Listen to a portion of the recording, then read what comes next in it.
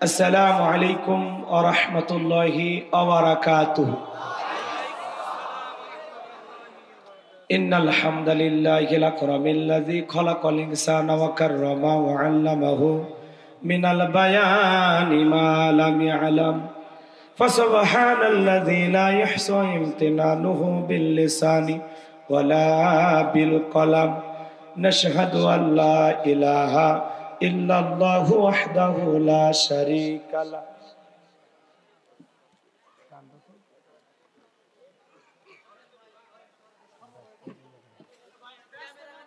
ونشهد أن لا إله إلا الله وحده لا شريك له ونشهد أن سيدنا وسندنا وحبيبنا ومولانا محمدا عبده ورسوله الذي أرسله بالحق بشيرا ونذيرا وداعيا إلى الله بإذنه وسراجا وقمرا منيرا فقد قال الله تعالى في كلامه المجيد وفي فرقانه الحميد সকলে জবান সেরে মোহাব্বতে আওয়াজ দিয়ে পড়ুন আউযু বিল্লাহি মিনাশ শাইতানির রাজিম বিসমিল্লাহির রাহমানির রহিম কুল্লু নাফসিন বিমা কাসাবাত রহিনা إلا أصحاب اليمين في جنات يتساءلون عن المجرمين ما سلككم في سقر قالوا لم نك من المصلين ولم نك نطعم المسكين وكنا نخوض مع الخائضين وكنا نكذب بيوم الدين صدقت يا رب العالمين وعن أبي هريرة رضي الله تعالى عنه قال قال رسول الله صلى الله عليه وسلم الدنيا سجن المؤمن وجنة الكافر رواه مسلم وقال تعالى في شان حبيبه إن الله وملائكته يصلون على النبي يا أيها الذين آمنوا صلوا عليه وسلموا تسليما সকলে দরুদে ইব্রাহিম পড়ুন আল্লাহুম্মা সাল্লি আলা মুহাম্মাদ ওয়া আলা আলি মুহাম্মাদ কামা সাল্লাইতা আলা ইব্রাহিম ওয়া আলা আলি ইব্রাহিম ইন্নাকা হামিদুম মাজিদ اللهم بارك على محمد وعلى آل محمد كما باركت على إبراهيم وعلى آل إبراهيم إنك حميد مجيد الحمد لله মহেশপুর থানা ঝিনাইদহ জেলার গোপালপুর যুব সমাজের উদ্যোগে আজকের তাফসীরুল কোরআন মাহফিলের সম্মানিত সভাপতি জনাব মুহিবুল আলম বিপু, আল্লাহ পাক তার গোলামকে হায়াতে তৈয়্যিবা সিয়াতে কুল্লিয়া দান করুন, সকলে বলুন আমিন। প্রধান অতিথি জনাব মোহাম্মদ মেহেদি হাসান রনি, আল্লাহ পাক তার গোলামকে হায়াতে তৈয়্যিবা সিয়াতে কুল্লিয়া দান করুন, সকলে বলুন আমিন। আজকের প্রোগ্রামের বিশেষ অতিথিবৃন্দ, আমন্ত্রিত ওলামা ইকরাম, কথা বলে ধন্য করেছেন আমার অত্যন্ত কাছের প্রিয় ভাই, সারা বাংলাদেশে আলোড়ন সৃষ্টিকারী ইসলামী সঙ্গীত শিল্পী হযরত মাওলানা কবির বিন সামাদ। আল্লাহ পাক প্রিয় ভাইয়ের কণ্ঠকে সারা বিশ্বের জন্য কবুল করুন, সকলে বলুন আমিন। মাহফিল পরিচালনায় জাহিদুল ইসলাম, মাওলানা জাহিদুল ইসলামকে আল্লাহ পাক হায়াতে তৈয়্যিবা সিয়াতে কুল্লিয়া দান করুন, সকলে বলুন আমিন। মঞ্চ উপস্থিত সম্মানিত ওলামা ইকরাম, সামনে বসা পিতৃ সমতুল্য মুরব্বী বাবাজিরা, কলিজার টুকরা প্রাণপ্রিয় যুবক ভাইরা, ছোট্ট ছোট্ট সোনামানিকেরা, পর্দার আড়ালের সম্মানিত অবলা সরলা আবেদা সালেহা মা বোনেরা, প্রশাসনের সম্মানিত পুলিশের ভাইয়েরা, ডিবির ভাইয়েরা, জাতির বিবেক প্রিয় সাংবাদিক বন্ধুগণ, বিভিন্ন রাজনৈতিক দলের সম্মানিত নেতা কর্মী ভাইয়েরা, সবাইকে নিয়ে আরেকটি বার সালাম দিচ্ছি। আশা করছি সকলেই সালামের জবাব জোরে সুরে দেবেন। আসসালামু আলাইকুম ওয়া রাহমাতুল্লাহি ওয়া বারাকাতুহু। আমরা এক বাক্যে মহান মালিকের শুকরিয়া আদায় করে পড়ছি আলহামদুলিল্লাহ। নবীজির প্রতি দরুদ ও সালাম সকলেই পড়ুন সাল্লাল্লাহু আলাইহি ওয়াসাল্লাম। যেহেতু সময় কম, এই জন্য আমরা অল্প সময়ের মধ্যে ভূমিকা ছাড়া ডাইরেক্ট আলোচনায় প্রবেশ করতে চাই। যে ভাইরা দাঁড়িয়ে আছেন, যদি সম্ভব একটু বসেন। আমি কয়েকবার হাত দিয়ে ইশারা দিচ্ছি, আমার ইশারা তো বুঝবেন না, বান্ধবীর ইশারা ঠিকই বোঝে, পুরুষ মানুষের ইশারা তো কাজে লাগে না। সম্মানিত ভাইয়েরা আমার, কি বলছে, কি বলল? ও ঠিক বলছি আমি, ঠিক বলছেন, পুরুষের ইশারা তো কাজে লাগে। মাইয়া মানুষ ইশারা দিলে ঝড়ের বেগে দৌড় মারে, বুঝেন নাই? আমার ভাষা মনে হয় বুঝতে কষ্ট হয়, কথা ক্লিয়ার শোনা যায় তো নাকি? আচ্ছা, আপাতত এখন যা বাজে বাজুক, 12টা পর্যন্ত ধৈর্য নিয়ে আজকের মাহফিলে কারা কারা থাকবেন না তারা হাত তোলেন। যারা থাকবেন দুই হাত তুলে বলেন ইনশাআল্লাহ। আর একটু জোরে বলেন ইনশাআল্লাহ। তাকবীর দান, লিল্লাহি তাকবীর। আল্লাহ কবুল করুন, জোরে বলুন আমিন। সম্মানিত ভাইরা আমার, ভূমিকা স্যার আমরা ডাইরেক্ট কথা বলবো। যেহেতু লিখেছেন তাফসীরুল কোরআন মাহফিল, আলোচনা তাফসীর ভিত্তিক হওয়ার দরকার আছে না?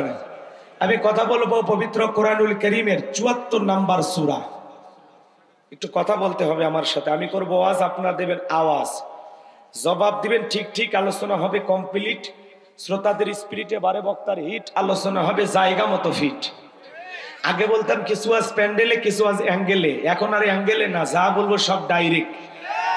অ্যাঙ্গেলে বলার দিন শেষ, ডাইরেক্ট বলার বাংলাদেশ। কথা বলে ঠিক না? সূরার নাম মুদ্দাসির, বলেন কি নাম? মুদ্দাসির। পবিত্র কোরআনুল কারীমের 74 নাম্বার সূরা, মোট আয়াত আছে 56টি, রুকু আছে 2টি। বিশ্ব নবীর মক্কার জিন্দেগিতে এই সূরাটি নাজিল হয়েছে। একেবারে বিশ্ব নবীর জীবনের সূচনা লগ্নে এই সূরাটি নাজিল হয়েছে। চিৎকার মেরে বলুন সুবহানাল্লাহ। মুদ্দাসির মানে পোশাক পরিহিত। আমরা যে আয়াতে কারিমাগুলো তিলাওয়াত করেছি, অনেকগুলো আয়াত, একটি আয়াতের আলোচনা যদি আমরা করি 1টা ঘন্টা করে লাগবে। তাহলে আমি প্রায় বেশ কয়েকটি আয়াতে কারিমা আপনাদের সামনে তেলাওয়াত করেছি। লম্বা করার সুযোগ নাই, যে কথাগুলো না বললেই নয়, যে কথাগুলো আমরা সহজে বললে বুঝবো সেভাবে আমি বলার চেষ্টা করব। আল্লাহ যেন তার এই গোলামকে বলার তৌফিক দান করেন, জোরে বলুন আমিন। আমার কোনো জ্ঞান নাই, জ্ঞান দেওয়ার মালিক কে? ক্বালু সুবহানাকা লা ইলমা লানা ইল্লা মা আল্লামতানা ইন্নাকা আনতাল আলিমুল হাকীম। বলুন সুবহানাল্লাহ। জ্ঞান দেওয়ার মালিক কে? এই যে আপনারা যে এই মাহফিলে বসেছেন, বলেন তো বাজান, এই মাহফিলে বসলে লাভ না লস? 500 রাকাত নফল নামাজ পড়লে যে সব হয়, যারা কোরআন শোনার জন্য 1টা ঘন্টা সময় ব্যয় করতে পারবেন, 500 রাকাত নফল নামাজ পড়লে যে সব হয়, সেই সমপরিমাণ সব আল্লাহ তাআলা আপনাদের আমল নামায় লিখে দেবেন। বলুন সুবহানাল্লাহ। এই জন্য এই মাহফিলে বসলেই লাভ, বসলেই লাভ। যারা বসতে পেরেছেন তারা বড় ভাগ্যবান। আমার আল্লাহ রাব্বুল আলামিন বলেন, ওয়া ইযা কুরিয়াল কুরআনু ফাসতামিউ লাহু ওয়া আনসিতু লাআল্লাকুম তুরহামুন। সূরা আরাফ আয়াত নাম্বার 204 আমার আল্লাহ রাব্বুল আলামিন জানিয়ে দিলেন, তোমাদের সামনে যখন কোরআন পাঠ করা হয়, কোরআনের আলোচনা করা হয়, চুপ করে কান লাগিয়ে মনোযোগ সহকারে কোরআনের কথাগুলো শ্রবণ করো। যারা চুপচাপ কোরআনুল কারীমের কথাগুলো শ্রবণ করবে, আমার আল্লাহ রাব্বুল আলামিন আসমান থেকে তাদের উপরে আল্লাহ রহমত বৃষ্টির মতো নাজিল করবেন। বলুন সুবহানাল্লাহ। তাহলে কোরআনের কথাগুলো শুনলে লাভ না ক্ষতি? আরেকটু জোরে বলেন, ওয়াযাক্কির ফাইন্না যিকরা তানফাউল মুমিনিন।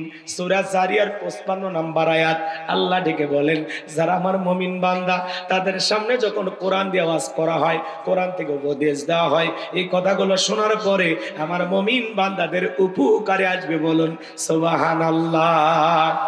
তাহলে কোরআনের কথা শুনে প্যান্ডেলে রাখবেন নাকি বাড়ি পর্যন্ত নিয়ে যাবেন? কথা কয় না গো? বাড়ি পর্যন্ত নিয়ে যাওয়া দরকার আছে না নাই? আমার আল্লাহ রাব্বুল আলামিন বলেন, আল্লাযীনা ইয়াসতামিউনাল কাওলা ফায়াত্তাবিউনা আহসানাহু উলাইকাল্লাযীনা হাদাহুমুল্লাহু ওয়া উলাইকা হুম উলুল আলবাব।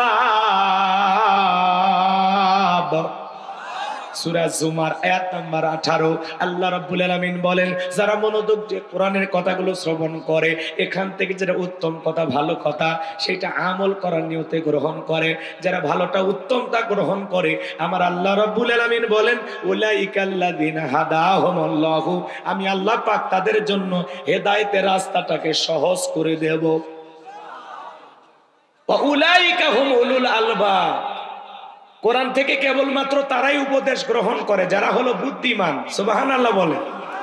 আমার বিশ্বাস মহেশপুরের মানুষ বুদ্ধিমান, ঝিনাইদহের মানুষ বুদ্ধিমান। বুদ্ধি আছে আপনাদের? কথা কয় না, কথা কয় না। বুদ্ধি আছে না নাই? বুদ্ধি ছাড়া মানুষ চলে? একটা পাগলেরও বুদ্ধি আছে, একটা শিশুরও বুদ্ধি আছে। কথা কয় না? রাগ করতেছেন আপনারা? কম বেশি সকলকেই আল্লাহ তাআলা আকল দিয়েছেন, জ্ঞান দিয়েছেন। আশা করি এখান থেকে ভালো যে কথাগুলো বলবো সেটা গ্রহণ করে বাড়ি পর্যন্ত নিয়ে যাবে ইনশাআল্লাহ। বক্তা শ্রোতা সবাইকে আল্লাহ পাক আমলের নিয়তে কথাগুলো বলার এবং শোনার তৌফিক দান করুন। জোরে বলুন আমিন। আমি কথা বলবো আল্লাহর কোরআন থেকে। এই কোরআনের মধ্যে কোনো ভেজাল আছে? জোরে বলেন, ভেজাল আছে? মিথ্যা আছে? ধোঁকা আছে? থাকবে কি করে? কিতাবটি নাজিল করেছেন কে? আল্লাহ রাব্বুল আলামিন বলেন, যালিকাল কিতাবু লা রাইবা ফি। এটি এমন একটি কিতাব, সেই কিতাবের মধ্যে কোনো সন্দেহ নাই, কোনো সংশয় নাই, কোনো মিথ্যা নাই, কোনো ধোঁকা নাই। There is no doubt. বলুন আল্লাহু আকবার। হুদাল লিল মুত্তাকিন, মুত্তাকি বান্দাদের জন্য গাইডলাইন হিসাবে, পথ প্রদর্শক হিসাবে আসমান থেকে কিতাবটি নাজিল করেছেন কে? সেই কিতাবের আলোচনা ধৈর্য নিয়ে শুনবেন তো ইনশাআল্লাহ। আল্লাহ শোনার এবং আমি গুনাহগারকে বলার তৌফিক দান করুন। জোরে বলুন আমিন। আমা তৌফিকি ইল্লা বিল্লাহ। আল্লাহর উপরে তাওয়াক্কুল করে, আল্লাহর উপরে ভরসা করে আমরা আলোচনা শুরু করছি। জবান ছেড়ে সবাই একটু মহব্বতে আমার সঙ্গে তেলাওয়াত করুন। আউযু বিল্লাহি মিনাশ শাইতানির রাজিম। বিসমিল্লাহির রাহমানির রহিম। বিতাড়িত মোর্দার শয়তানের কাছ থেকে আল্লাহ পাকের কাছে আশ্রয় প্রার্থনা চাচ্ছি। পরম কোন মাসুম দালু আল্লাহ তাআলার নামে শুরু করছি। আমরা যে কোনো কাজ শুরু করব কার নামে? একটু জোরে বলেন না, কার নামে? আল্লাহর নামে কাজ শুরু করলে কল্যাণ আছে না নাই? বরকত আছে না নাই? তাহলে শুরু হয়ে গেল আলোচনা। আমার আল্লাহ রাব্বুল আলামিন বলেন, কুল্লু নাফসিম বিমা কাসাবাত রহিনা। আরো আস্তে কোন আল্লাহু আকবার। আচ্ছা, আমার কথা কি আপনারা কষ্ট পাচ্ছেন?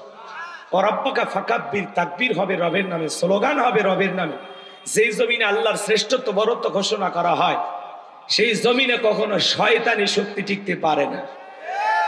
এজন্য লিখেছেন তাফসিরুল কোরআন মাহফিল। আমি কি ঘটনা বলবো নাকি তাফসির শুনবে? তাহলে কথা বলালেন একটু মহাব্বতে। আমি আয়াতগুলো শেষ করলে একটু তাকবীর দিবেন, দিয়ে আমাকে একটু সচেতন করবেন, আমাকে একটু জাগ্রত রাখবেন, আমার ভিতরে ধাক্কা দিয়ে বুঝাবেন, হুজুর এটা ওয়াজ করার মাঠ, এটা ঘুমানোর খাট না। কথা কি বুঝতে পারছেন? পারবেন তো ইনশাআল্লাহ? তাকবীর দেন, লিল্লাহি তাকবীর। একটু হাত উঁচু করেন তো, সবাই উঁচু করেন তো। আমার মতো মুষ্টি পাকান, ছেড়ে দেন, ছেড়ে দেন, হাতটা বুকের কাছে মুষ্টি পাকায় নিয়ে আসেন। আমি বলবো লিল্লাহি তাকবীর, হাত দুটো উঁচু করে বলবেন আল্লাহু আকবার। পারবেন তো? এত জোরে আওয়াজ দেবেন আশেপাশের লোক শুনে যেন ঘুম ভেঙে যায়, শয়তান থাকলে যেন বর্ডার খোঁজে পালানোর জন্য। পারবেন তো ইনশাআল্লাহ? রেডি রেডি, লিল্লাহি তাকবীর। আরেকবার হাত নামান, লিল্লাহি তাকবীর। আল্লাহ কবুল করুন, জোরে বলুন আমিন। আমার ভাইয়েরা, আমার আল্লাহ রাব্বুল আলামিন বলেন কুল্লু নাফসিম বিমা কাসাবাত রহিনা। আল্লাহু আকবার। আমার আল্লাহ রাব্বুল আলামিন বলেন প্রত্যেকটা ব্যক্তি তার নিষ্কৃত কর্মের ব্যাপারে আবদ্ধ, নিষ্কৃত কর্মের ব্যাপারে আবদ্ধ, দায়বদ্ধ। রহিনা মানে বন্ধক, আবদ্ধ হওয়া, বন্ধ করা। দিল দিয়ে কথাগুলো বুঝবেন। কুল্লু নাফসিম বিমা কাসাবাত রহিনা, প্রত্যেকটা ব্যক্তি তার নিষ্কৃত কর্মের ব্যাপারে আবদ্ধ থাকবে। আপনার জীবনের কৃতকর্মের ব্যাপারে আপনি নিজের কাছে কি আবদ্ধ, দায়বদ্ধ। আপনার জীবনের কৃতকর্মের হিসাব আপনাকেই দিতে হবে। আপনার ছেলে মেয়ে দেবে না, স্ত্রী দেবে না, সন্তান দেবে না, আপনার দল দেবে না, আপনার গ্রামবাসী দেবে না। আপনার জীবনের কৃতকর্মের হিসাব পাই টু পাই আল্লাহর কাছে একদিন দিতে হবে। কাকে? আপনাকে। কথা বলেন ঠিক কি না? এই জন্য আল্লাহ তাআলা বললেন কুল্লু নাফসিম বিমা কাসাবাত রহিনা, প্রত্যেকটা ব্যক্তি তার নিষ্কৃত কর্মের ব্যাপারে আবদ্ধ। কথায় আছে না, যেমন কর্ম তেমন ফল, বিশ্বাস নাই করিয়া দেখো বেহেশত আর দোজখ সাত, বিশ্বাস নাই মরিয়া দেখো। তো আয়াতের ব্যাখ্যায় তাফসীর ইবনে কাসির থেকে বলছে, তাফসীরকাররা লিখেছেন যদি কেউ সৎ কর্ম করে, ভালো কর্ম করে, এই ভালো কর্মের ফলাফল হলো জান্নাত। সুবহানাল্লাহ বলেন। আর যদি কেউ মন্দ কৃতকর্ম করে, খারাপ কৃতকর্ম করে, বাজে কৃতকর্ম করে, এর ফলাফল হলো জাহান্নাম। তাহলে এদিকে খেয়াল করেন, ভালো কর্মের ফলাফল জান্নাত আর মন্দ কর্মের ফলাফল জাহান্নাম। কি কথা বোঝা যায়? রাগ করবেন না তো ইনশাআল্লাহ? এইবার চলেন আমি কথাগুলো ভেঙে ভেঙে বলবো। এ ভাই, কি কেন কিসে 12টা বাচ্চা? নিজের জবানের দাম ঠিক রাখা লাগবে। ওয়াদা ভঙ্গ করা কিসের লক্ষণ? আপনারা ফাইজলামি করবেন না, খবরদার।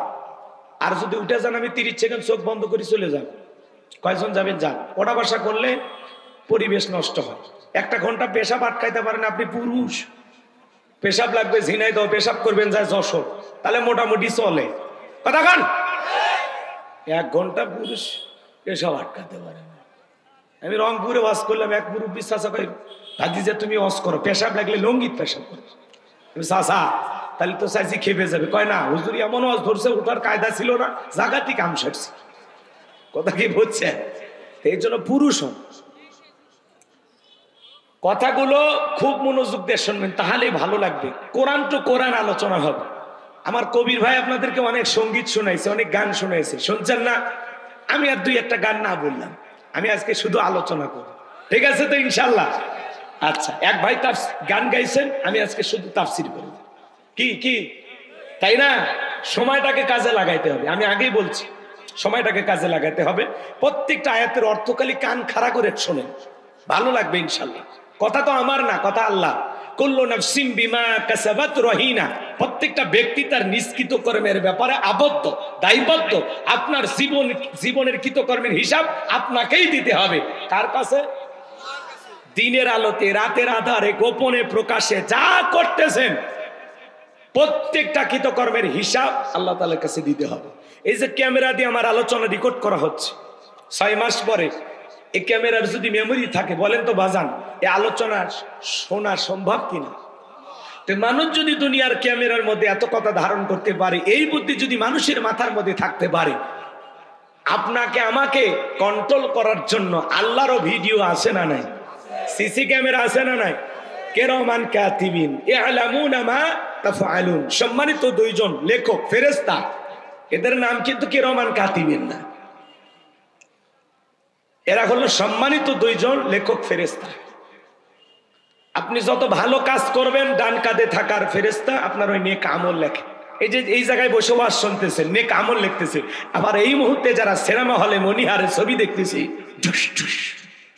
ওদেরটাও লিখতেছে, কথা কয় না গো। এই মুহূর্তে যদি কেউ পতিতালয়ে যায় তারটা ভিডিও হচ্ছে। তার মানে দুনিয়ার ক্যামেরা দিয়ে আমার আলোচনা যেমন রেকর্ড করা হচ্ছে, আল্লাহর ফেরেশতারা প্রত্যেকটা মানুষের কৃতকর্মগুলো রেকর্ড করতেছে, অডিও এবং ভিডিও। এই বিশ্বাস আপনাদের আছে না নাই? সরকার একটা রাষ্ট্র চালাইতে গেলে তার যেরকম সিআইডি থাকে, ডিবি থাকে, গোয়েন্দা বাহিনী থাকে, আল্লাহরও গোয়েন্দা ফেরেশতা আছে না নাই? আল্লাহ বলেন মা ইয়ালফিজু মিন কাউলিন ইল্লা লাদাইহি রাকিবুন আতীদ। আল্লাহু আকবার। আল্লাহ বলেন বান্দা এমন কোন কথা বলে না, এমন কোন কর্মকাণ্ড করে না যা রেকর্ড করার জন্য আমার ফেরেশতারা নাই। আপনার জবানের প্রত্যেকটা কথা, কর্মকাণ্ড অডিও ভিডিও সহকারে আল্লাহ রেকর্ড করে রাখতেছেন। রাগ করতেছেন? একটু গুছায় বললে ভালো হবে। ধরেন আপনাদের মসজিদের ইমাম সাহেব, ওনার কাছে একজন 50,000 টাকা দান করে বলতেছে হুজুর এ টাকা আল্লাহর ঘরে দিলাম, আমার নাম বলার দরকার নেই। এই যে হুজুরের হাতে একজন দানকারী লেনদেন হচ্ছে, এই সময় ফেরেশতারা নাই? জোরে বলা লাগবে। আচ্ছা এতগুলো মানুষের আওয়াজ আমার কানে আসে নাকি, নাকি আমার কানেরই সমস্যা? আপনারা কি কথা বলতে ভয় পান? এখনো কি ভয় আছে? আছে ভয়? তাহলে কিসে? এখন বুক খুলে কথা বলবেন। ভয় করার দিন শেষ, এখন আমরাই সরকার। কথা স্বাধীনতা পাইছেন না, এখনকার মিথ্যা মামলা দেখে জেলে দেবে। হ্যাঁ, ওরা অন্ধ মানুষকে পর্যন্ত মামলা দিয়েছে টিস্যুটার কাছে। কথা কয় না গো? এখনকার অন্ধ মানুষের নামে কেউ মামলা দেয়? আচ্ছা অন্ধ মানুষ গাড়ি পরে, এটাকে আপনারা বিশ্বাস করেন? শয়তান বিশ্বাস করছে? ওর কাছে মিস কল দেন, ও বলবে না ভাই আমিও বিশ্বাস করি।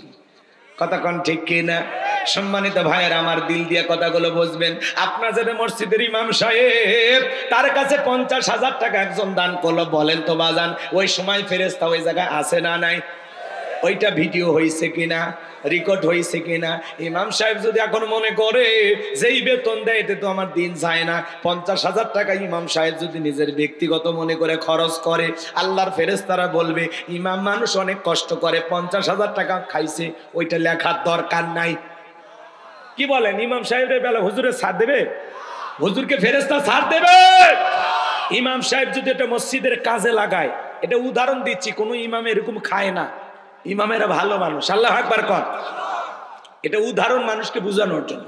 শোনেন, ইমাম সাহেব যদি এটা মসজিদের কাজে লাগায় সেটাও লিখবে, আবার ইমাম সাহেব যদি নিজের ব্যক্তিগত মনে খরচ করে সেটাও লিখবে। আরে ভাই 50,000 বাদ দেন, 5 টাকাও যদি মসজিদের মগ থেকে দান বক্স থেকে নিয়ে যায়, হুজুর যদি একটা পানের খিলি কিনে খায়, ওই ব্যাপারেও আল্লাহর কাছে হিসাব দেওয়া লাগবে। কথা বলেন ঠিক কিনা? এবার চলেন মাদ্রাসার হুজুরের কাছে যাই। মাদ্রাসার হুজুর, ওনার কাছে একজন একটা ছাগল দিল, হুজুর ছাগলটা সদকা দিলাম, এতিম বাচ্চাদেরকে জবাই করে খাওয়াই দিলেন। এখন হুজুর ছাগল জবাই করার পরে দেখলো 14 কেজি গোস্ত হয়েছে। চিন্তা করলো অনেকদিন ধরে বাড়িতে গোস্ত বাড়ায় না, ওখান থেকে 5 কেজি যদি বাড়িতে পাঠাই, ফেরেশতারা লিখবে না? না, বলবে মাদ্রাসা অনেক কষ্ট করে, হুজুর এটি লেখার দরকার নেই, এটা রাইখে দিই। তার মানে হুজুরের এদিক খেয়াল করেন, হুজুর যদি ওই 14 কেজি গোস্ত মাদ্রাসার বাচ্চাদেরকে রান্না করে খাওয়ায় সেইটাও লিখবে, আবার হুজুর যদি ওখান থেকে 5 কেজি বাড়িতে পাঠায় সেই ব্যাপারে হুজুরকে আল্লাহর কাছে জবাব দিতে হবে। ফেরেশতারা একটু চুল পরিমাণ এদিক সেদিক করবে না। আরে ভাই 5 কেজি দূরের কথা, 50 গ্রাম গোস্ত যদি হুজুর এদিক সেদিক করে সেই ব্যাপারে আল্লাহর কাছে হুজুরকে জবাব দিতে হবে। আমার কথা কি বোঝেন? আমি একটু উদাহরণ দিয়ে কথা বলতে ভালোবাসি। এখন আপনারা বুঝতে আলহামদুলিল্লাহ, না বুঝতে আমার করার কিচ্ছু নেই, এটাই আমার ওয়াজের সিস্টেম। অনেকের মাথায় এবার এগুলো ধরে না। এবার চলেন শোনেন, ইমাম সাহেব যা করে ওই জায়গায় ভিডিও হয়, মাদ্রাসার হুজুর যা করে সেইখানে ভিডিও হয়। খালি নেতারা যখন চাল টাল বিতরণ করে ওই সময় কিন্তু ভিডিও হয় না, ফেরেশতারা ভয়ের সাইডে থাকে। হ্যাঁ, চালের কাঠে লেখা আছে 50 কেজি, এখন চেয়ারম্যান সাহেব দিল মাত্র 30 কেজি, বাকি 20 কেজি মাইরে দিছে। মাইরে দাও বোঝেন তো? চাল পাইছে 700 বস্তা, 500 বস্তা আগেই বিক্রি করছে। কথা কয় না গো? আর 200 বস্তা নিয়ে এসে কোনো মতে দিয়ে খালি ভিডিও আর ওই পেপার একটু নিউজ, এটা করার জন্য 200 বস্তা দেয় বাধ্য হয়ে। কথা কয় না? এখন চাল পাওয়ার কথা 50 কেজি, সেই জায়গায় যদি 30 কেজি বিতরণ করে, যে কাঠ নিয়ে চাল নিল গরিব মানুষ, ও বলতেছে ভাই আমি তো 50 কেজি পাইতে 30 কেজি দিলেন, বাকি 20 কেজি কয় এগুলো কর্মী পালতে অনেক টাকা লাগে, ওদের মোটরসাইকেল তেল কিনে দেওয়া লাগে। বেশি বোঝো তুমি, বেশি কথা বলে বাকি 30 কেজি রেখে দেবে, কথা কোন ঠিক কিনা? এই যে চেয়ারম্যান সাহেব এই যে আচরণটা করলো, ফেরেশতারা নাই? ভিডিও হয়েছে না? রেকর্ড হয়েছে না? রেকর্ড হয়েছে। চেয়ারম্যান সাহেব যদি 50 কেজি জনগণের আমানত 50 কেজি বুঝায় দেয়, সেইটাও আল্লাহর ফেরেশতারা লিখে রাখবে, চেয়ারম্যানের কপাল খুলবে। আবার চেয়ারম্যান যদি দুর্নীতি করে 50 কেজির জায়গায় 30 কেজি দিয়ে 20 কেজি মাইরা দেয়, ওই জায়গায় চেয়ারম্যানের কপাল পুড়বে। ওই 20 কেজির ব্যাপারে আল্লাহর কাছে হিসাব দেওয়া লাগবে। কিয়ামতের ময়দানে অনেক নেতা রুটিন সহ কিয়ামতের ময়দানে হাজির হবে। মানুষ দেখে বুঝবে এই সেই নেতা যে দুর্নীতি করছে, চুরি করছে। কথা বলে ঠিক কিনা? 11 লক্ষ কোটি টাকা দুর্নীতি করে বিদেশে পাচার করেছে, যা ইচ্ছা তাই করেছে, বেগম পাড়া বানাইছে, ব্যাংকে কারি কারি টাকা। কথা বলেন না কেন? আজকে কই গেছে ওদের? এজন্য জুলুম করতে নাই। জুলুমের শেষ পরিণতি পরাজয়, আর মাজলুমদের শেষ পরিণতি হলো বিজয়। কথা বলেন ঠিক কিনা? জনগণের আমানতের খেয়ানত করতে নাই। ক্ষমতা আল্লাহ দেয়া নিয়ামত, জনগণের দেয়া আমানত। নিয়ামত পেয়ে প্রশংসা আদায় করা লাগে, আমানতের দায়িত্ব সঠিকভাবে পালন করা লাগে। আমানতের খেয়ানত করলে আল্লাহর কাছে জবাব দিতে হবে কিনা বলেন আমার ভাইয়েরা? তাহলে নেতা যা করে সেইটা ভিডিও হয়, খালি যুবকেরা যা করে আল্লাহর ফেরেশতারা ভিডিও করে না। একটা যুবক পার্কে বান্ধবীর হাত ধরে বসে আছে, ওই জায়গায় ফেরেশতা নাই না? পার্কে কিন্তু ফেরেশতারা শর্মেই যায় না, যেখানে পোলা পান বাচ্চা মানুষ কি করে না করে দরকার নাই। আর 14ই ফেব্রুয়ারির দিনে সব ফেরেশতা তো ছুটি যায় না, কি কন? ফেরেশতাদের ছুটি আছে, ঘুমায়, খায়। খাইতে গেলে তো আধা ঘন্টা অকাম বদকাম করতে নেই, আধা ঘন্টা লিখতে পারত না। ওরা খায়ও না, ঘুমায়ও না, 24টা ঘন্টায় লিপিবদ্ধ করা হচ্ছে। কথা বলে ঠিক কিনা? এই যে মাহফিলে বসে যদি আপনারা ভালো চিন্তা করেন, ভালোটাও লেখা হবে, মন তো চিন্তা করলে ওইটাও লেখা হবে। এই যে ওঠা বসা কিসব করেন কি?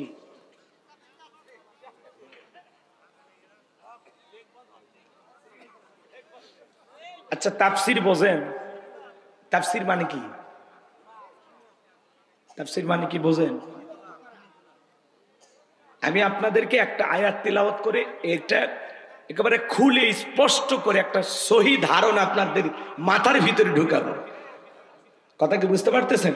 শুধু আয়াত তিলাওয়াত করলাম আর বললাম তাহলে তো বুঝবেন না। ওই আয়াত প্রসঙ্গে যেই কথাগুলো আপনাদেরকে যত সহজ ভাবে আপনাদের মাথার ভিতরে ঢুকানো যায়, সেই চেষ্টাটা আমি করতেছি। তাফসীরে কোনো মাহফিল লিখবেন আবার ঘটনা কাহিনী শুনবেন, তাহলে তো হবে না। ঘটনা যদি আসে আয়াত প্রসঙ্গে সেটা আমি বলবো। তো এই জায়গায় আল্লাহ তাআলা বলতেছেন কুল্লু নাফসিম বিমা কাসাবাত রহিনা, প্রত্যেকটা ব্যক্তি তার নিষ্কৃত কর্মের ব্যাপারে আবদ্ধ। এই আবদ্ধ আপনি আমি জীবনে যা যা কর্মকাণ্ড করতেছি, দিনের আলোতে, রাতের আধারে, গোপনে, প্রকাশ্যে, তো এই জিনিসগুলো আমি ভেঙে বলতেছি। ইমামের কথা বলতেছি, মুতামিমের কথা বলতেছি, যুবকদের কথা বলতেছি, নেতাদের কথা বলতেছি। তার মানে এই দুনিয়ার জীবনে আমরা যে যা করতেছি প্রত্যেকটার অডিও ভিডিও আল্লাহর কাছে আছে, সব লিপিবদ্ধ করা হচ্ছে। কথা বলে ঠিক? এই কথাগুলো ভেঙে আপনাদেরকে বলতেছি। কোন যুবক যদি পার্কে বসে হাত ধরে থাকে বান্ধবীর, বলেন ফেরেশতারা লিখবে না? এ যুবক মনে করে না জঙ্গল প্রেম করার জন্য মঙ্গল, জঙ্গলে কেউ না দেখলে একজন দেখেন, তিনি কে? আরো জোরে বলেন কে? আমার ভাইয়ারা, তার মানে যুবকেরা যা করে লিপিবদ্ধ করা হয়। বাসর ঘরে যুবক দিন মোহর ফাঁকি দেয়, আপনাদের এলাকায় আছে কিনা জানি না। 1000 টাকার মোহরানা ধার্য করা হয়। 1000 টাকার মোহরানা, ছেলের নাম আবুল, দিয়েছে একটা নাকের ফুল, 1000 টাকা দাম, বলেছে কবুল, জীবন পুরোটাই ভুল, 99,000 টাকা বাকি, জনম দেবে ফাঁকি। বিয়ে করে বাসর ঘরে যুবক বসে আছে সোফায়, মেয়ে বসে আছে খাটে। আপনাদের এলাকায় শোনেন ভাই, আপনাদের এলাকায় বিয়ে শাদী হয়? যারা মোহরানা স্ত্রীকে দেওয়া নফল না ফরজ? ফরজ। প্রত্যেকটা পুরুষের দায়িত্ব তার স্ত্রীর মোহরানা পরিশোধ করা। মোহরানা পাওয়া নারীর অধিকার, আর এই অধিকার প্রতিষ্ঠিত করার দায়িত্ব পুরুষের। কথা বলে ঠিক কিনা? আর নাকে রুমাল দিয়ে আপনি বিয়ে করতে গেছেন, তার মানে ধান্দা মহরানা ফাঁকি দিবেন। মহরানা দেওয়া তো দূরের কথা, উল্টো শ্বশুর বাড়ির চাঁদাবাজি করে যৌতুক নেয় 1 লাখ, 1.5 লাখ, 2 লাখ টাকা। যারা যৌতুক নেয় এরা ছোট লোক। কতক্ষণ এরা কি ছোট লোক। কাঁচা পায়খানা খাওয়া যেমন হারাম, কন্যা পক্ষের কাছে জোর করে যৌতুক দাবি করা তেমনি হারাম। তো যৌতুক না খায় ওইটা খাবেন? তা তো খাবেন। আপনাদের এলাকায় আছে কিনা জানি না, এলাকার ছেলেরা অবশ্য যৌতুক নেয় না। এ যুবক, তোদের পায়ে হাত দিয়ে অনুরোধ করি, খবরদার। একটা মা বাবা 16 বছর 18 বছর একটা মেয়ে লালন পালন করে কলিজা ছিঁড়ে তোর হাতে ধরায় দিল, কেমনে পারিস সে শ্বশুর বাড়ির উপরে জুলুম করে যৌতুক নিতে? কথা বলো। এক ছেলে বউরে পিটাইতেছে, মানুষ কয় কেন পিটাও? কয় পিটাবো না, এই বেহায়া নারীর বাবা 1.5 লাখ টাকা যৌতুক দেওয়ার কথা, 1 লাখ টাকা দিয়েছে, আমি এখনো 50,000 টাকা পাই, শ্বশুর বাড়ির থেকে মানে হাল খাতা টাকা পাই। এরকম যুবক আছে না নাই? যারা যৌতুকের জন্য বউরে পিটায়, যৌতুকের জন্য শ্বশুর বাড়িতে জুলুম করে, এরা হলো ছোট লোক। এরা হলো কি বলে? ছোট লোক। আপনাদের এলাকায় যারা যৌতুক নিয়ে বিয়ে করেছেন, এখন সময় আছে রে যুবক, যৌতুকের টাকা শ্বশুর বাড়িতে ফেরত দিয়ে আসো। কি আছে?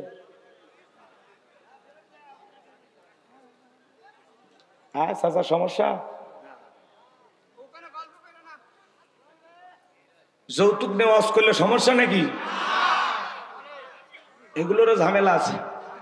এক মাহফিলে গেলাম, কয় হুজুর কি ওয়াজ করবেন? আমি বলি ভাই অবস্থা খারাপ, আপনারাই বলেন যেটা করলে ভালো হয়। তখন বলতে হুজুর আপনার মাহফিলে যুবক বেশি, তো দেখেন কি ওয়াজ করা যায়। আমি কই বিয়ে নিয়ে ওয়াজ করি। হ্যাঁ হুজুর খুবই ভালো। তো ওয়াজ করতে করতে এক সময় ধাম করে যখন যৌতুকের কথা বলতেছে, বলছে হুজুর ওই কথা বললেন না, কয়েকদিন আগে আপনার পাশে যে বসে আছে ও ছেলের বিয়ে দিয়ে 5 লাখ নিয়েছে। কথা বলছেন না? এই হলো ঝামেলা। হক কথা বলতে গেলে ঝামেলা আসে। কথা কন ঠিক কিনা? ভাই যৌতুক নেওয়া জায়েজ নাই তো, আপনি কেন নেবেন? আর হারামে কোনো বরকত নাই। শ্বশুর বাড়ি থেকে 1.5 লাখ টাকা নিয়েছেন না, ওইটা বিয়ের অনুষ্ঠান পাড়ি দিতে দিতে কোন দিকে যে খরচ হয়ে যাবে আপনি ওই টাকা খুঁজেই পাবেন। এই ওই টাকা নিয়ে কি লাভ? শ্বশুরের মনে কষ্ট দেওয়া। একটা মেয়েকে ফুটান্ত গোলাপের মতো আহা কত কষ্ট করে লালন পালন করে, কইরা তোমার মতো একটা অপরিচিত ছেলের হাতে তুলে দিল, ওনার বাড়ি চৌগাছা, আর বিয়ে দিল সেই গোপালপুর। আহারে চেনে না জানে না, তোমার হাতে তুলে দিল একটা জীবন্ত ফুটান্ত গোলাপ।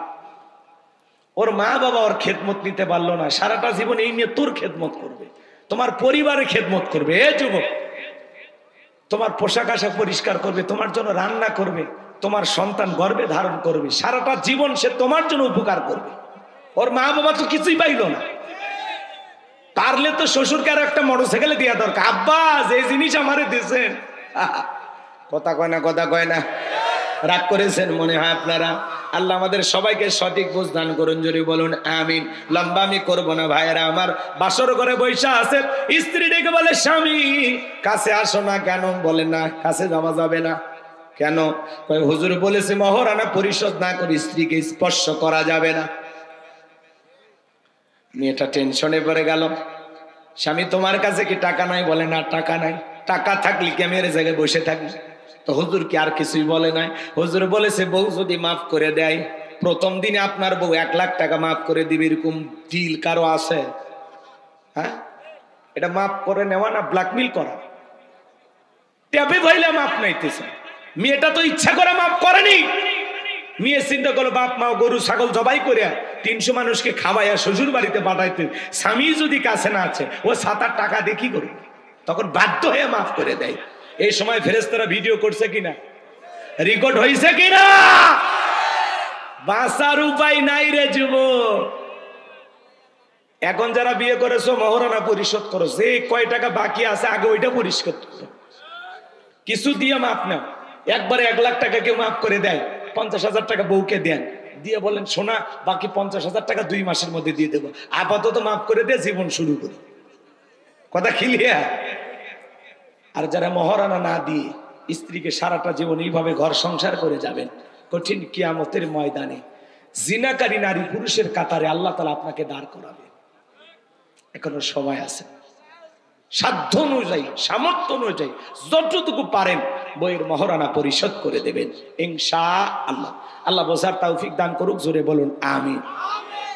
আল্লাহ রাব্বুল আলামিন বলেন কুল্লু নাফসিম বিমা কাসাবাত রাহিনা প্রত্যেকটা ব্যক্তি তার নিষ্কৃত কর্মের ব্যাপারে আবদ্ধ থাকবে। আপনার জীবনের কৃত কর্মের হিসাব আপনাকে দেয়া লাগবে। খাদ্যে ভেজাল দিলে হিসাব দেওয়া লাগবে, দুধে পানি মিশাইলে হিসাব দেওয়া লাগবে, জমির আল ঠেললে হিসাব দেওয়া লাগবে। এক ছেলেকে কম দিবেন, আর এক ছেলেকে বেশি দিবেন, ছেলেরে বেশি দিবেন, মেয়েরে কম দিবেন, আল্লাহর কাছে হিসাব দেওয়া লাগবে। কথা কর। আরো কত সমস্যা সমাজে আছে বাজার, কয়টা কথা বলবো, বলতে গেলে তো সারা রাত চলে যাবে, অত কথা বলার সময় নাই। আমার ভাইয়েরা, যার অন্তরে আল্লাহর ভয় আছে, খাদ্যে ভেজাল দেওয়া যাবে না, ওজনে কম দেওয়া যাবে না, দুধে পানি মিশানো যাবে না, সুদ খাওয়া যাবে না, ঘুষ খাওয়া যাবে না, মা বাবাকে কষ্ট দেওয়া যাবে না, বিবির হক নষ্ট করা যাবে না, ছেলে মেয়ের হক নষ্ট করা যাবে না, পাড়া প্রতিবেশীর সাথে খারাপ আচরণ করা যাবে না। কথা কোন ঠিক কি না? দিল দিয়া কথাগুলো অনুধাবন করবেন। 3 বার হজ করছে, ট্রিপল হাজি। এরপরে জমির আল কাটে জমি বাড়ায়, এমন কায়দায় জমির আল কাটে মনে হয় ফুল সিরাত বানাইছে। আছে না নাই? হজে যাওয়ার আগে ছেলেদের বেশি বেশি সম্পত্তি দিয়া মেয়েরে ঠকায়, বলে মা খানায় খাবার গিলাপ ধরে তোর জন্য দোয়া করবো। ওরে হাজি বাটা, এখনই হয়েছে স্বাস্থ্য পাজি, আগে মেয়ের হক বুঝা দে, তারপরে হজ করতে যা। আর মেয়ের হক ফাঁকি দিয়া খানাই খাবার গিলাপ ধরে দোয়া করলে ওই হজ বাংলাদেশের বিমানবন্দর পার হবে না। আগে হক বুঝা দে। মেয়ে পাবে 2 বিঘা, দেয় 5 শতক। হক বুঝে দেন, আগে হক বুঝে দেন, হজ পরে। হ্যাঁ কি বাজি কথা কন। আপনাদের এলাকা অবশ্য এরকম নাই। মাথায় মুখে দাড়ি টুপি, সুদের টাকা লেনদেন করে। আপনার তো লজ্জা হওয়া উচিত। আল্লাহ হেদায়েত দান করুন। আমি আমার বিশ্বাস ঝিনাইদহে কেউ সুদ খায় না, এদিকের মানুষ আল্লাহর ওয়ালি নাই নাই। তাহলে আপনি যে যা করতেছেন শোনেন যুবক, 14ই ফেব্রুয়ারিতে কার ওন্না ধরে টান দিয়েছিস, ভিডিও কিন্তু আল্লাহর ফেরেশতারা করে রাখছে, হিসাব দেওয়ার জন্য রেডি থাকো। কথা কয়, তার পিছনে গোলাপ ফুল নিয়ে ঘোরাঘুরি করেছিস, ফেরেশতারা ভিডিও করে রাখছে। আল্লাহর কাছে জবাব দিতে হবে। প্রথম আয়াতের আরো অনেক কথা আছে, আপনারা জবাব দিচ্ছেন কম, এই জন্য পরের আয়াতে চলে গেলাম, কষ্ট হয়। আল্লাহ রাব্বুল আলামিন বলেন ইল্লা আসহাবাল ইয়ামিন, ডান পাশে যারা থাকবে তারা নিরাপদ। সুবহানাল্লাহ বলেন, আরেকটু জোরে বলেন সুবহানাল্লাহ। আমার আল্লাহ রাব্বুল আলামিন বলেন ওয়া কুনতুম আজওয়াদান সালাসা ফা আসহাবুল মাইমানাতি মা আসহাবুল মাইমানা ওয়া আসহাবুল মাশআমাতি মা আসহাবুল মাশআমা ওয়াস সাবিকুনাস সাবিকুন উলাইকাল মুকাররাবুন। সূরা ওয়াকিয়ার ভিতরে আল্লাহ পাক জানিয়ে দিলেন কিয়ামতের ময়দানে আল্লাহ তাআলা মানুষকে 3 শ্রেণীতে ভাগ করবে। এর মধ্যে যারা ডানপন্থী তারা হবে জান্নাতি। সুবহানাল্লাহ বলেন। ডান পাশে যারা থাকবে তারা হবে নিরাপদ। এইজন্য আল্লাহ রাব্বুল আলামিন বলেন ইল্লা আসহাবাল ইয়ামিন ফি জান্নাতি ইয়াতাসাআলুন। আল্লাহ বলেন ডান পাশে যারা থাকবে তারা যাবে জান্নাতের বাগানে। সুবহানাল্লাহ বলেন। তারা জান্নাতের বাগানে প্রবেশ করবে। একজন জান্নাতি আর একজন জান্নাতীর সাথে পরস্পরে গল্পে লিপ্ত হবে। ফি জান্নাতি ইয়াতাসাআলুন, তারা প্রবেশ করবে জান্নাতের বাগানে এবং জান্নাতি একজন জান্নাতি আর একজন জান্নাতীর সাথে পরস্পরে গল্পে লিপ্ত হবে। বলুন সুবহানাল্লাহ। আমি আজকের মাহফিলের সভাপতি দোয়া করলাম, আল্লাহ মুহিবুল আলম বিপু সাহেব, আল্লাহ ওরে সভাপতিকে যেই জান্নাত দেবেন আল্লাহ ওই একই জান্নাতে আমারেও কবুল করবেন। আল্লাহ যদি কবুল করে তাহলে জান্নাতের ভিতরে 2 জনের দেখা হয়ে যাবে। উনি তখন বলে এই আপনি তো আমার এলাকায় ওয়াজ করতে গেছিলেন। হ্যাঁ, ওই আপনি ওই মাহফিলের সভাপতি ছিলেন। তা আসেন 2 জনে গল্প করি। জান্নাতের বাগানে ভিআইপি চেয়ারে সভাপতি আর প্রধান বক্তা 2 জন মিলে গল্প করি। সুবহানাল্লাহ কালকে বললে হবে। আমি দোয়া করলাম আল্লাহ আজকের মাহফিলে যত মানুষ আলোচনা শুনতেছে আল্লাহ সবাইকে আমাদের সবাইকে আপনি একই জান্নাতে কবুল করেন, জোরে বলেন আমিন। আল্লাহ যদি কবুল করে তাহলে জান্নাতের ভিতরে একে অপরকে দেখে আমরা কি করতে পারবো, চিনতে পারবো। আর চিনার পরে কি হয়, গল্প হয়। সুবহানাল্লাহ। আল্লাহ তাআলা সেই কথা বলতেছেন, ফি জান্নাতি ইয়াতাসাআলুন, তারা জান্নাতের বাগানে প্রবেশ করবে, একে অপরের সাথে পরস্পরে গল্পে লিপ্ত হবে। সুবহানাল্লাহ। এখন জান্নাতীরা গল্প করে, শোনেন এই কথা শুনে তো অনেকের মন খারাপ হতে পারে। হ্যাঁ হুজুর, দোয়া করলে জান্নাত অতই সহজ। মুসা নবী আল্লাহকে ডেকে বলে, আল্লাহ আমারে কি আপনি জান্নাত দেবেন? আল্লাহ বলে, নবী মানুষ কেন জান্নাত দেব না, অবশ্যই দেব। সুবহানাল্লাহ। নবী মুসা ডেকে বলে, আল্লাহ আমার জানতে বড় ইচ্ছা হয় জান্নাতে আমার প্রতিবেশী কে হবে, কারণ প্রতিবেশী যদি ভালো হয় বসবাস করে শান্তি পাওয়া যায়। কথা কোন ঠিক কি না? আমাদের সমাজে দেখেন না, এক প্রতিবেশী আর এক প্রতিবেশীর সাথে ঝগড়া কইরা যাতায়াতের রাস্তা বন্ধ করে দেয়। বলে আমার সাথে ঝগড়া করে আমার বুকের উপর দিয়ে হাঁটে যাবি, রাস্তা বন্ধ করে দিলাম, এখন মাথার উপর দিয়ে হাঁট। সামান্য জায়গার বড়াই করে, আহারি কপাল পোড়া মুসলমান। এই জায়গার মালিক কি আপনি? এ কথা কন না কে, এই জায়গার মালিক আপনি? এক জেলায় ওয়াজ করতে গেলাম, বলে হুজুর এইদিকে আমার বরাব্বার, এইদিকে আমার চাচার, এইদিকে আমার বাবার, এই এলাকাতে সব জায়গা আমাদের, আমাদের আর কারো জায়গা নেই। আমি তখন বললাম সব আপনাদের, সব। তখন বলতো, হুজুর বুঝতে পারতে আপনি কি বলতেছেন, বুঝতে পারছি, চলেন। এই কথা বলে কয়েক মিনিট হাঁটেন, আপনাকে দেখাচ্ছি এই যে এলাকাতে আল্লাহরও জায়গা আছে। আমি তখন হাইটে 1 মিনিট পরে যা দেখি সুন্দর একটা মসজিদ। তখন বলতেছে, হুজুর এই এলাকাতে আল্লাহর কোনো জায়গাই নাই, এই 10 শতক আমরা আল্লাহ দিচ্ছি, দিয়ে মসজিদ বানাচ্ছি। কথা কয় না, কথা কয় না। এরকম মুসলমান আছে না নাই? আচ্ছা, মসজিদ যে জায়গায় হয়েছে ওই জায়গার মালিক কি? ওর বাড়িটা যে জায়গায়, ওই জায়গার মালিক কি? এই যে মাহফিল যে জায়গায় হচ্ছে, এই জায়গার মালিক কি? তাহলে আপনি যে একটা মানুষের যাতায়াতের রাস্তা বন্ধ করে দিলেন, মুসলমান আরো রাস্তায় যদি কোনো কাঁটা পাথর ইট পড়ে থাকে, ওইটা টান দিলে সব পাওয়া যায়। আর আমি যদি আর এক মুসলমানের যাতায়াতের রাস্তা বন্ধ করে দিই, সব হবে না গুনাহ হবে? এই নিয়ে আপনি 5 ওয়াক্ত নামাজে মাথা নত করে কপাল কালো করে লাভ আছে? চরিত্র ঠিক করেন, ব্যবহার ঠিক করেন। কথা কোন ঠিক কিনা? মানুষ হন আগে, নামাজ পড়ে আবার মানুষের যাতায়াতের রাস্তা বন্ধ করে দেয়, হিংসা ঠেলায়। একটু পানি নামে বাড়ির ধার দিয়া রাস্তার মধ্যে গর্ত করে রাখছে।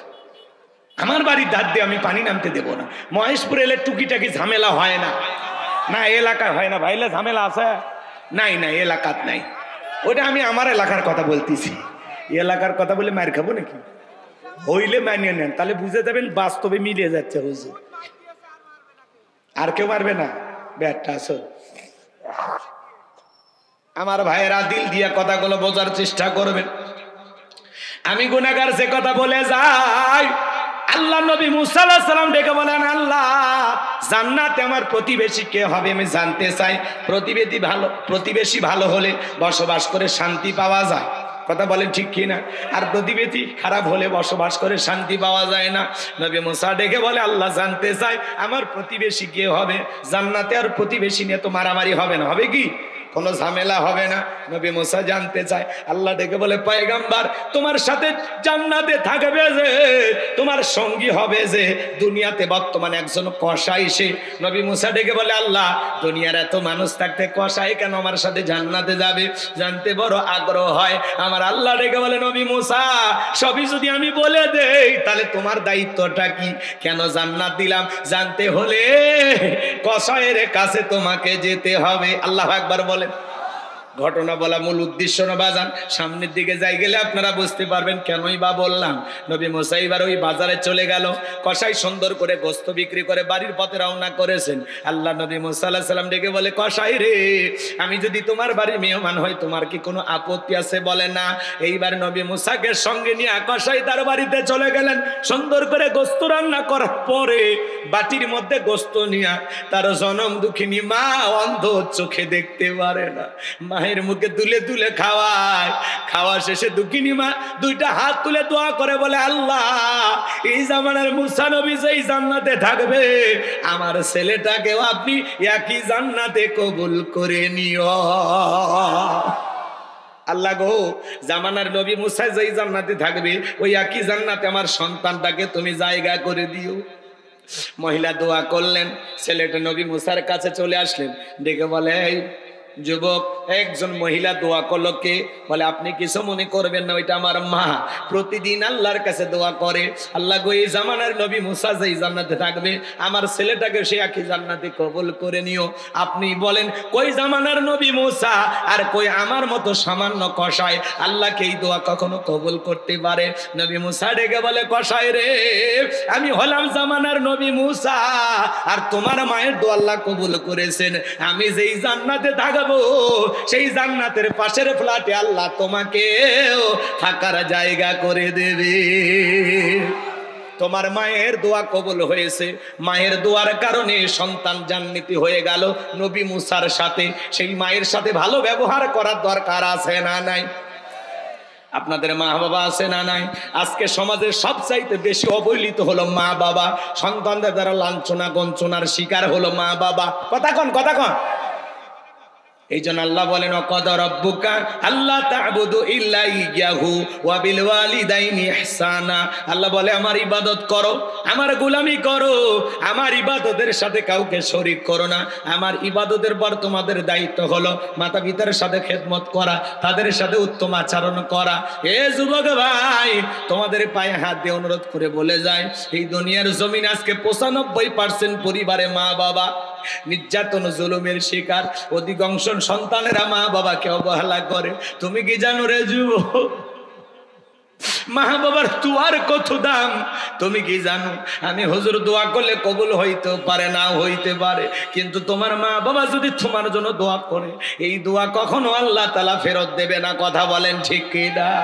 আমার ভাইরা রে, গভীর মনোযোগ দিয়ে কথাগুলো শুনবেন। যুবক, তোদের পায়ে হাত দিয়ে অনুরোধ করে বলে যায়, খবরদার মা বাবার সাথে কোনোদিন বেয়াদবি করো না। একটা মা সন্তানের জন্য কত কষ্ট করে যুবক। সন্তান যখন মায়ের গর্ভে চলে আসে, মা খাইতে পারে না, মার বমি বমি হয়। 7-8 মাস যখন হয়ে যায়, সন্তান যখন পেটের ভিতরে নাড়াচাড়া করে, ওই সন্তানের 2টা পা আল্লাহ তাআলা মায়ের কলিজার সাথে সেট করে দেয়। ডাক্তারি গবেষণায় বলা হয়েছে, বাজার আপনি আমি মায়ের গর্ভে যেই জায়গাটাতে থাকি, এই জায়গা মাত্র 10 ইঞ্চি। যেই সন্তান সবচাইতে কম মায়ের পেটের ভিতরে নাড়াচাড়া করে, মায়ের গর্ভে থাকা অবস্থায় ওই সন্তান 4500 বার মায়ের কলিজায় লাথি মারে। 8-9 মাস যখন হয়ে যায়, পেটটা যখন তরমুজের মতো অনেক বড় হয়ে যায়, মা ঘুমাইতে পারে না, পেটের কোনায় কোনায় চিনচিন ব্যথা করে, মার কষ্ট করে। সারা রাত জায়গায় জায়গা মা দেলে পিঠটা লাগায় থাকে। যেই মা রাত্রি জাগরণ করে ঘুমাইতে পারে না,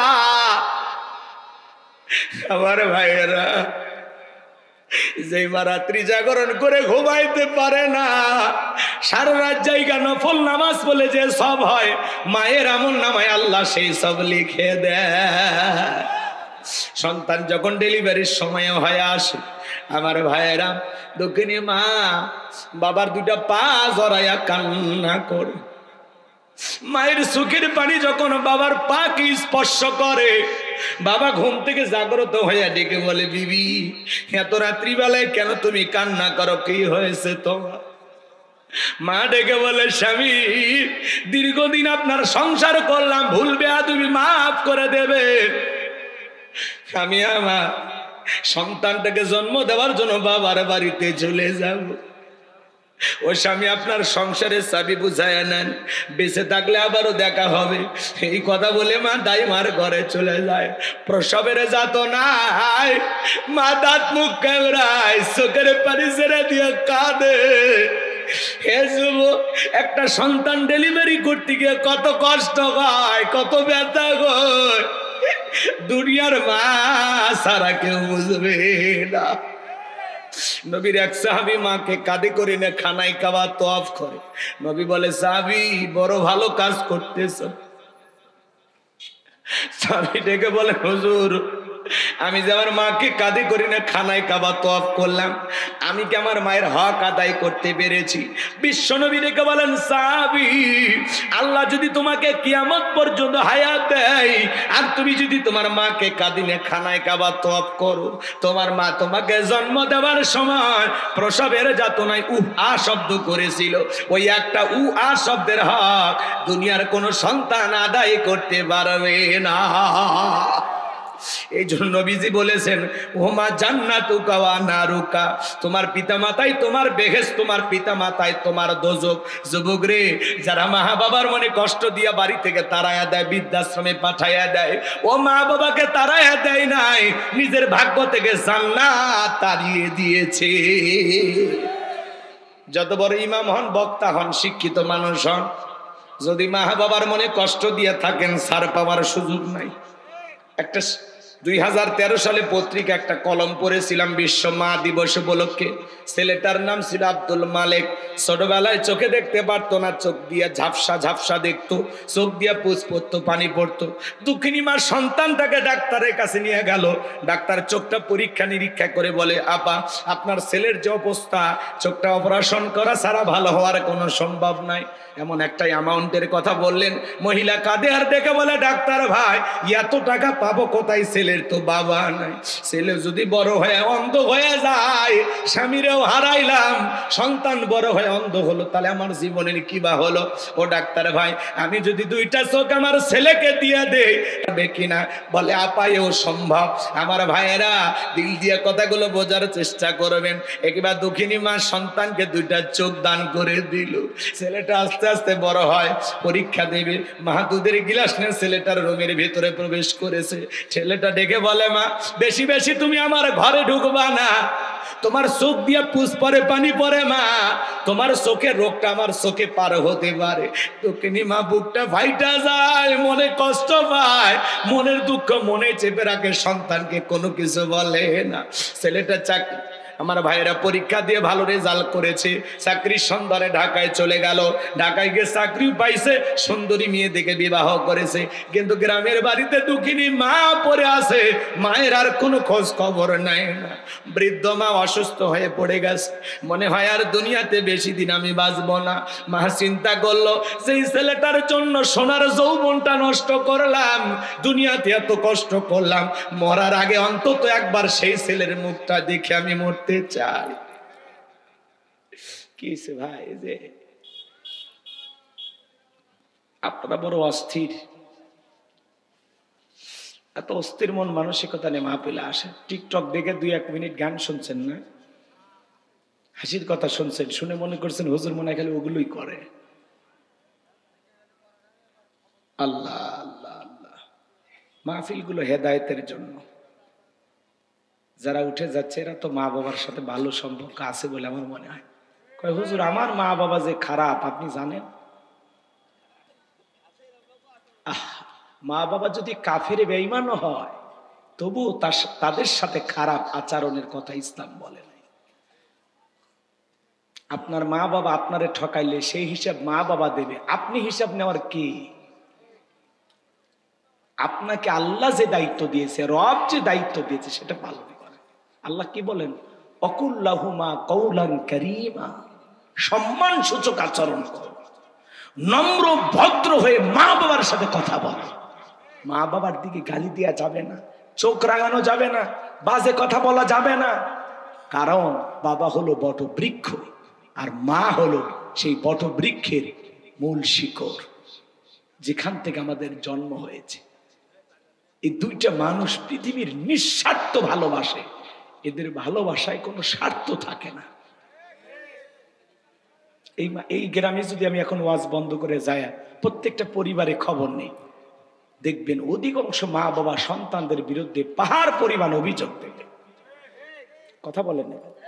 তাহলে এই কথাগুলো তো হেদায়েতের নিয়তে শুনতে হবে। আমি তো আমার জন্য কথা বলতেছি না, কথা বলতেছি আপনাদের জন্য।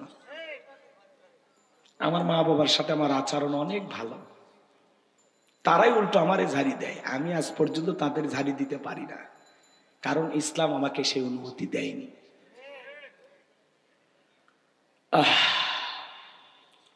ছেলেটার মা তখন চিন্তা করলো মরার আগে একবার ছেলেটাকে কি দেখতে চায়। বন্ধু বান্ধবের কাছ থেকে ঠিকানা নিয়ে ঢাকায় চলে গেল। দারোয়ানকে যখন পরিচয় দিয়েছে, দারোয়ান গেটটা খুলে দিয়েছে। দুঃখিনী মা যখন বাড়ির ভিতরে প্রবেশ করেছে, ছেলেটা মাকে দেখার পরে চলে আসছে বাজার। দৌড়ে এসে বলে, মা কেন তুমি আমার শ্বশুর বাড়িতে এসেছো? মা যদি আমার স্ত্রী শাশুড়ি শ্বশুর দেখতে পারে, মা তোমার পরিচয়টা আমি দিতে পারবো না, তাড়াতাড়ি করে চলে যাও। এই কথা বলে দুঃখিনী মায়ের হাতে কিছু টাকা দিল। এই মুহূর্তে স্ত্রী চলে আসে, ডেকে বলে, স্বামী কার সাথে কথা বলো? এই সেরা শাড়ি পরা মহিলাটা তোমার কে গো? ছেলেটা মায়ের পরিচয় গোপন করে বলে, এই মহিলাটা আমার গ্রামের বাড়ির কাজের মহিলা। কন্যা উজবিল্লাহ। স্ত্রী চলে গেল। দুঃখিনী মার দুই গাল বেয়ে চোখের পানি পরে আর ডেকে বলে, আব্দুল মালেক, তোর বাবা যেদিন মারা গেছে আমি চাইলে অন্য জায়গায় বিয়ে করতে পারতাম, কিন্তু তোর মুখের দিকে তাকাইলে আমার আর দুনিয়ার কিছুই ভালো লাগতো না রে বাবা। যৌবনটাকে উপভোগ করার জন্য চাইলে আর একটা স্বামী ধরতে পারতাম, কিন্তু সে যদি তোরে সন্তানের মতো আদর না করত, আমার কাছে ঘুমাইতে না দিত, সে যদি তোর সাথে খারাপ ব্যবহার করত, এইটা দেখা সহ্য করার মতো শক্তি আমার না। এই জন্য আমি তোর মুখের দিকে তাকায়া মানুষের বাড়িতে চাকরের কাজ কইরা, চাকরানির কাজ কইরা তোর মুখে খাবার তুলে দিয়েছি, তোরে পড়াশোনা করাইছি। মাঝে মাঝে যখন অসুস্থ হইতিস রে বাবা, আমি মা সারা রাত জায়গা তোর সেবা করতাম। তাহাজ্জুদের যাই না, মাঝে চোখের পানি ছেড়ে দিকে দেখা দে আল্লাহকে বলতাম, আল্লাহ আমার হায়াত নিয়ে হলে আমার আব্দুল মালিককে তুমি বাঁচাইয়া রাখো। আজকে বইয়ের সামনে মারে চাকরানি বানা দিলি রে বাবা। এই প্রতিদান যদি তোর কাছে পাবো, এটা যদি আমি কখনো জানতাম, কোনোদিন তোর কাছে মায়ের পরিচয় নিয়ে দাঁড়াইতাম না। এই নে তোর টাকা, তুই পকেটে রাখ বাবা। আমি মা তোর টাকা নিতে আসি নাই, আমি আসছিলাম জীবনের শেষবারের মতো তোর মুখটা দেখার জন্য। দেখার স্বাদ মিটে গেছে বাবা, ভালো থাক, সুখে থাক। বুক ভরা ব্যথা নিয়ে আমি মা চলে গেলাম, আর কোনোদিন মায়ের পরিচয় নিয়ে তোর বাড়িতে আসবো না। এই কথা বলে জনম দুঃখিনী মা চলে গেল। অসুস্থ অবস্থায় বিনা চিকিৎসায় দুঃখিনী মা মারা গেল। এলাকার মানুষ ধইরা মারে দাফন করে দিল। কয়েক মাস পরে চাকরির প্রমোশন এই ছেলেটা যখন এলাকায় আসছে, হঠাৎ করে মায়ের কথা মনে হয়ে গেছে। দরজায় ডাক দেয়, মা দরজা খোলো। দুঃখিনী মা দরজা খুলবে কিভাবে? আবার মা বলে ডাক দেয়। মা যেই খাঁচাই বসবাস করতো, খাঁচা আছে কিন্তু খাঁচার ভিতরে বসবাস করা মা নামের পাখি উড়াল দিয়েছে। পাশের বাড়ির চাষির ঘুম ভেঙে গেছে। কেবা তুমি মা মা বলে ডাক দাও। ডেকে বলে, চাষি আমারে চেনো না? আমি আব্দুল মালিক, আমার মা কোথা? দেখে বলে, বাবা আসলি যখন এত দেরি করে কেন আসলি? তোর মা তো অনেক দিন আগে অন্ধকারে কবরে চলে গেছে। ছেলেটা হাউমাউ করে কাঁদে আর বলে, চাষি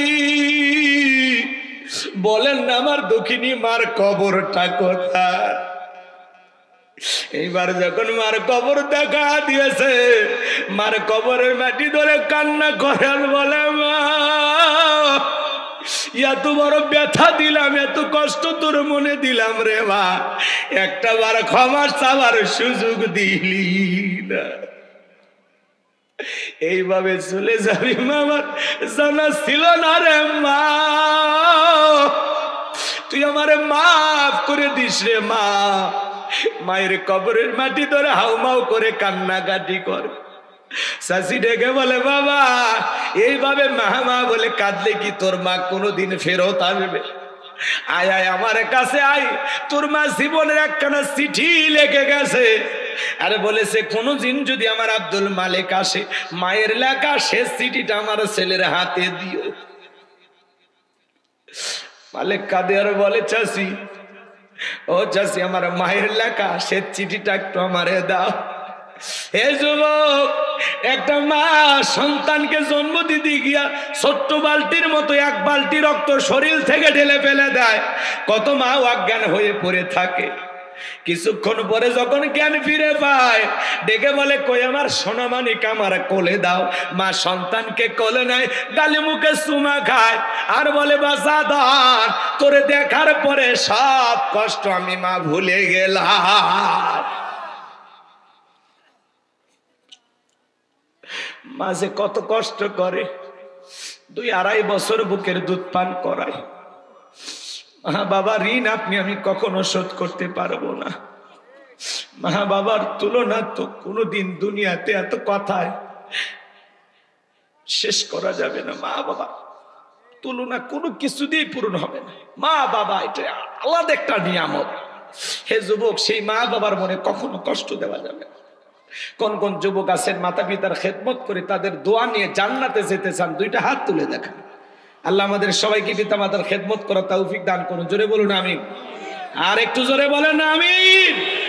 মা বাবার খেদমত করবেন তো ইনশাআল্লাহ? হাত নামান। হে যুবক, খবরদার খবরদার, মা বাবার মনে কষ্ট দিও না। আজকে তুমি তোমার মা বাবার সাথে যে আচরণ করবা, তোমার সন্তান বড় হয়ে তোমার সাথে একই আচরণ করবে। একটা শিক্ষিত লোকের গল্প পড়েছিলাম। বাড়িতে অনেক ভিআইপি খাওয়ার আয়োজন হয়েছে, তেহেরি নেহেরি বিরিয়ানি রোস্ট গরুর গোস্ত খাসির গোস্ত, সেই ভিআইপি খাওয়া। একটা ভাঙ্গা প্লেটে কিছু এটো খাবার দিয়ে ছোট্ট বাচ্চাকে বলতে, সেটা তোর দাদু ভাইকে দিয়ে আয়। এখনকার বাচ্চারা অত বৈজ্ঞানিক, সেই বুদ্ধি সন্তানদের মাথায়। কথা কয় না, এক একটা বাচ্চা মানে কম্পিউটার। তখন বলতেছে আব্বু আমরা এত ভালো খাইলাম, আর দাদুর জন্য এই খাবার, ব্যাপারটা কি? তখন বলতেছে তোর দাদুর বয়স হয়ে গেছে, এই খাবার দিয়ে আয়, এটা দিয়েই হবে। তখন বলতেছে আব্বু তাহলে আমি এই প্লেটটা যত্ন করে রেখে দেবো, দাদুর মতো যখন তোমার বয়স হবে এই প্লেটে করে আমি তোমাকে খাইতে দেবো। শিক্ষিত মানুষ বিবেকের দরজা খুলে গেছে, সঙ্গে সঙ্গে প্লেটের খাবার ফেলায় দিয়ে বলতেছে বাবা তোর আজকে এমন একটা শিক্ষা দিলি, কলেজ বিশ্ববিদ্যালয়ে যা শিখতে পারি না তোর কাছে তাই শিখলাম। এই কথা বলে সন্তানকে বুকের সঙ্গে জড়ায় নিয়া বাপকে যে স্টোরুমে ফেলায় দিছে, ওখান থেকে বিল্ডিং এর উপরে তুইলা সুন্দর করে গোসল করায় দিয়ে নতুন জামা পরে বাবাকে খুব আদর আপ্যায়ন করতেছে। স্ত্রী ডেকে বলতেছে কি বাবা, এ বৃদ্ধ মানুষটাকে আবার উপর তুলেন, কারণটা কি? তখন বলতেছে আজ থেকে আমরা যা খাবো বাবা তাই খাবে, আমরা এই রুমে ঘুমাবো, পাশের রুমে বাবা ঘুমাবে। বাবার সাথে যদি করিস বাড়াবাড়ি 1 2 3 পাঠাইয়া দেবো তোরে বাপের বাড়ি। কথা কয় না? বইয়ের ভালোবাসা বইয়ের কাছে, মা বাবার ভালোবাসা মা বাবার কাছে। কথা বলেন ঠিক কিনা? কাউকে বেশি প্রাধান্য দিদিকে কারো প্রতি অবহেলা করা যাবে। হে যুবক, শ্বশুর বাড়ির একটা পালসার ডিসকভার পায় পাগল হয়ে যায় না। একটা যৌতুকের মোটর সাইকেল পাইলে শাশুড়ির দরজায় ব্রেক করে ডাক দেয় আম্মা। শাশুড়ি কয় জামা একটা পাইছি, ছোটবেলায় মাদ্রাসায় পড়েছে, গুন্না মুখস্থ। কথা কয় না? কথা কয় না? শ্বশুরের দেখলে আব্বা কেমন আছেন, আব্বা কি খেয়েছেন, আব্বা কোথায় যাচ্ছে। শ্বশুর কয় মারাত্মক জামাই পাইছি, ছোটবেলায় মাদ্রাসায় পড়েছিল, কল কলার সব হরফ মুখস্থ। শ্বশুরক ডাকে আব্বা আম্মা, আর মা বাবার ডাকে বুড়া বুড়ি। তোর কপাল দাঁতিয়ার গুড়ি, মরার পরে ফেরেশতারা বাইরে ফুটে করবে ভুরি, জাহান্নামে হবে তোর বসত বাড়ি। এ কপাল পোড়া যুবক, তোর মতো একটা যুবককে লালন পালন করতে গিয়ে 20 22 25 বছরে মা বাবা এরকম 5টা 10টা পালসারের টাকা তোর পিছনে খরচ করেছে। এই বেঈমান, স্বার্থপর, ভুলে গেলি সেই মা বাবার অবদানের কথা। আল্লাহ যুবকদের হেদায়েত দান করুন। জোরে বলুন আমি। মা বাবার মনে কষ্ট দেওয়া যাবে? জোরে বলেন দেয়া যাবে? মা বাবার ঋণ কখনো শোধ করা যাবে? রক্তে ভাসিয়া যাত নাই কাঁদিয়া আনলে মাগো আমায় এই দুনিয়ায়, তোমার ঋণ আমি কি দিয়ে শোধাই মাগো, তোমার ঋণ আমি কি দিয়ে শোধাই। দেখেছি পৃথিবীতে প্রথম মায়ের মুখ, পেয়েছি ভালোবাসাই পূর্ণ মায়ের বুক, বলতে পারি না কথা মা বোঝে আমার ব্যথা, বলতে পারি না কথা মা বোঝে আমার ব্যথা, তাই তো রেখেছো মা বুকেতে জড়াই, তোমার ঋণ আমি কি দিয়ে শোধাই মাগো, তোমার ঋণ আমি কি দিয়ে শোধাই। কখনো গভীর রাতে উঠলে আমি কেঁদে, বুকে মা শক্ত করে রাখতো আমায় বেঁধে, তোমার ওই দুধের দাম কে দেবে প্রতিদান, তোমার ওই দুধের দাম কে দেবে প্রতিদান, এই দুনিয়ায় মাগো আজ মেলে নাই, তোমার ঋণ আমি কি দিয়ে শোধাই মাগো, তোমার ঋণ আমি কি দিয়ে শোধাই। জোরে কোন মারহাবা। কষ্ট হয় আমার ভাইরা, যুবক রে, বুলেট মারলে বুলেট মিস হতে পারে, কিন্তু মা বাবার দোয়া কোনোদিন মিস হতে পারে না। জীবনে যদি ভাগ্য খুলতে চাও, সফল হতে চাও, মা বাবার দোয়া নেও। কথা কয় না, কথা কয় না। মা বাবা যদি বদদোয়া করে, কোটিপতি থেকে আল্লাহ ফকিরপতি বানায় দিবে। আর মা বাবা যদি দোয়া করে, ভ্যান চালক রিক্সা চালক থেকে আল্লাহ কোটিপতি বানায় দিবে। এই জন্য যুবক, কখনো মা বাবার মনে কষ্ট দেওয়া যাবে না। তাহলে নবী মূসা আলাইহিস সালামের সাথে একটা কসাই জান্নাতে যাবে মায়ের দোয়ার কারণে। মায়ের দোয়ার পাওয়ার আছে না? না, জোরে বলেন আছে না? না। সেই মা বাবার সাথে আমরা কখনো অবহেলা করব না। আজকে আমি আমার মা বাবার সাথে যা করব, আমার সন্তানও তাই করবে। বিদায় সাবধান, সাবধান। 2 দিন আগে আর পরে কোনো মা বাবাকে অবহেলা করা যাবে না। আমার ভাইয়েরা, লম্বা করার সুযোগ নাই, যে কথা বলতে চাচ্ছিলাম দিল দিয়া কথাগুলো বুঝবেন। আমার আল্লাহ রাব্বুল আলামিন বলেন, ফি জান্নাতি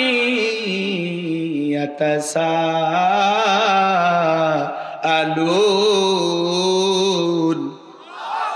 আল্লাহ রাব্বুল আলামিন বলেন, তারা জান্নাতে প্রবেশ করবে।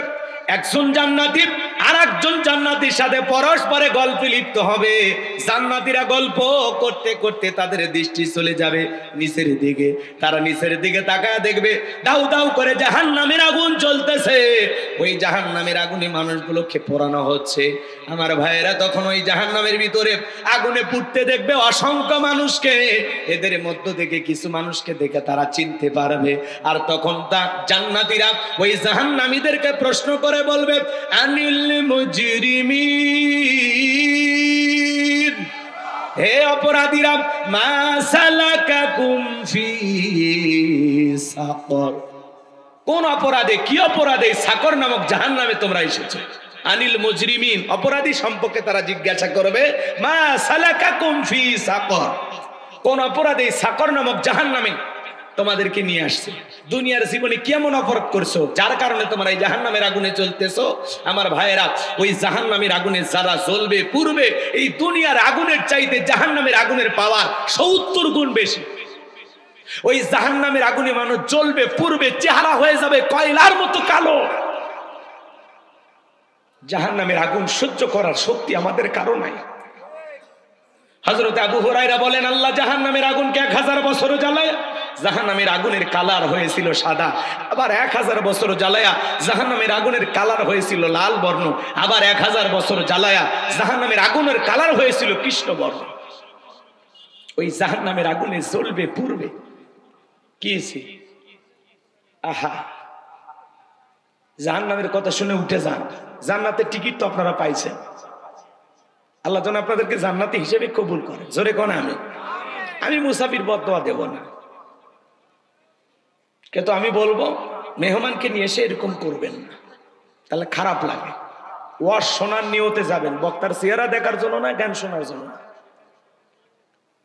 আমি কি খারাপ কথা বলতেছি? ওয়াজগুলো কি খারাপ? জীবনে এগুলো শোনার প্রয়োজন আছে না নাই? মনে রাখবেন, যতক্ষণ পর্যন্ত আপনি আমি পরিবর্তন না হতে পারবো, ততদিন সমাজ রাষ্ট্র কিচ্ছু পরিবর্তন করতে পারবেন না।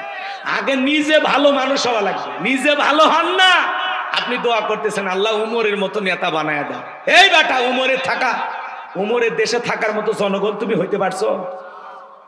হ্যাঁ, আজকে জুতার মালা দিয়ে এক মুরব্বীকে ঘুরানো হয়েছে, তিনি নাকি মুক্তিযোদ্ধা। আবার কেউ বলেতেছেন তিনি 9টা মামলার আসামি। এক মুক্তিযোদ্ধাকে অপমান। আরে ভাই, একটা বৃদ্ধ মানুষকে কেন জুতার মালা দেবেন? যদি অপরাধ করে প্রশাসন আছে, উনি আবার উল্টাপাল্টা বলতেছে।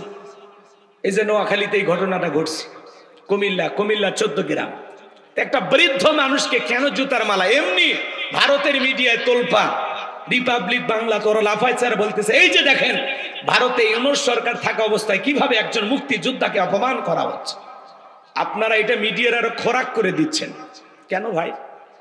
উনি যদি কোনো অপরাধ করে থাকে প্রশাসন ধরবে, আপনার মনে কোনো ক্ষোভ থাকলে ওনার নামে মামলা করেন। উনিও নাকি অনেক জুলুম করছে, ঝামেলা করছে, বিগত সরকারের 5-8টা গোলাম ছিল। তো যাই হোক, সবচেয়ে বড় পরিচয় উনি নাকি একজন মুক্তিযোদ্ধা। সত্যি মুক্তিযোদ্ধা কিনা ভুয়া মুক্তিযোদ্ধা কেমনে বুঝবেন? তাই বলে একটা মানুষকে, বৃদ্ধ মানুষকে জুতা পরায় কেন ঘুরাইলেন, এর পেছনে কি রহস্য, কারা এদেরকে ঘুরাইলো, এটা কোনো গভীর ষড়যন্ত্র কিনা বিষয়টা তদন্ত করে দেখার দরকার আছে না নাই? আজকে সমাজে চতুর্দিকে অশান্তি, কোথাও শান্তি নাই। শান্তি পেতে হলে কোরআনের সমাজ কায়েম করা লাগবে। সিদ্ধান্ত না লাগবে আগামীতে আর যাই হোক কোন নারীকে দেশের প্রধানমন্ত্রী বানানো যাবে না। 16 বছর আমরা অনেক জুলুমের শিকার হয়েছি, কথা বলে ঠিক কিনা? আগামীতে সিদ্ধান্ত না লাগবে বাংলাদেশের প্রধানমন্ত্রী হবে পুরুষ। কারা কারা চান হাত তুলে দেন, লিল্লাহে তাকবীর। হাত নামান। নারীদের দেখার দিন শেষ, আগামীতে পুরুষের বাংলাদেশ। কথা কন। উনি পাশের দেশে গেছে, চট করে আবার ঢুকতে চাই, ঢুকবেনি, তাহলে বের হলেন কেন?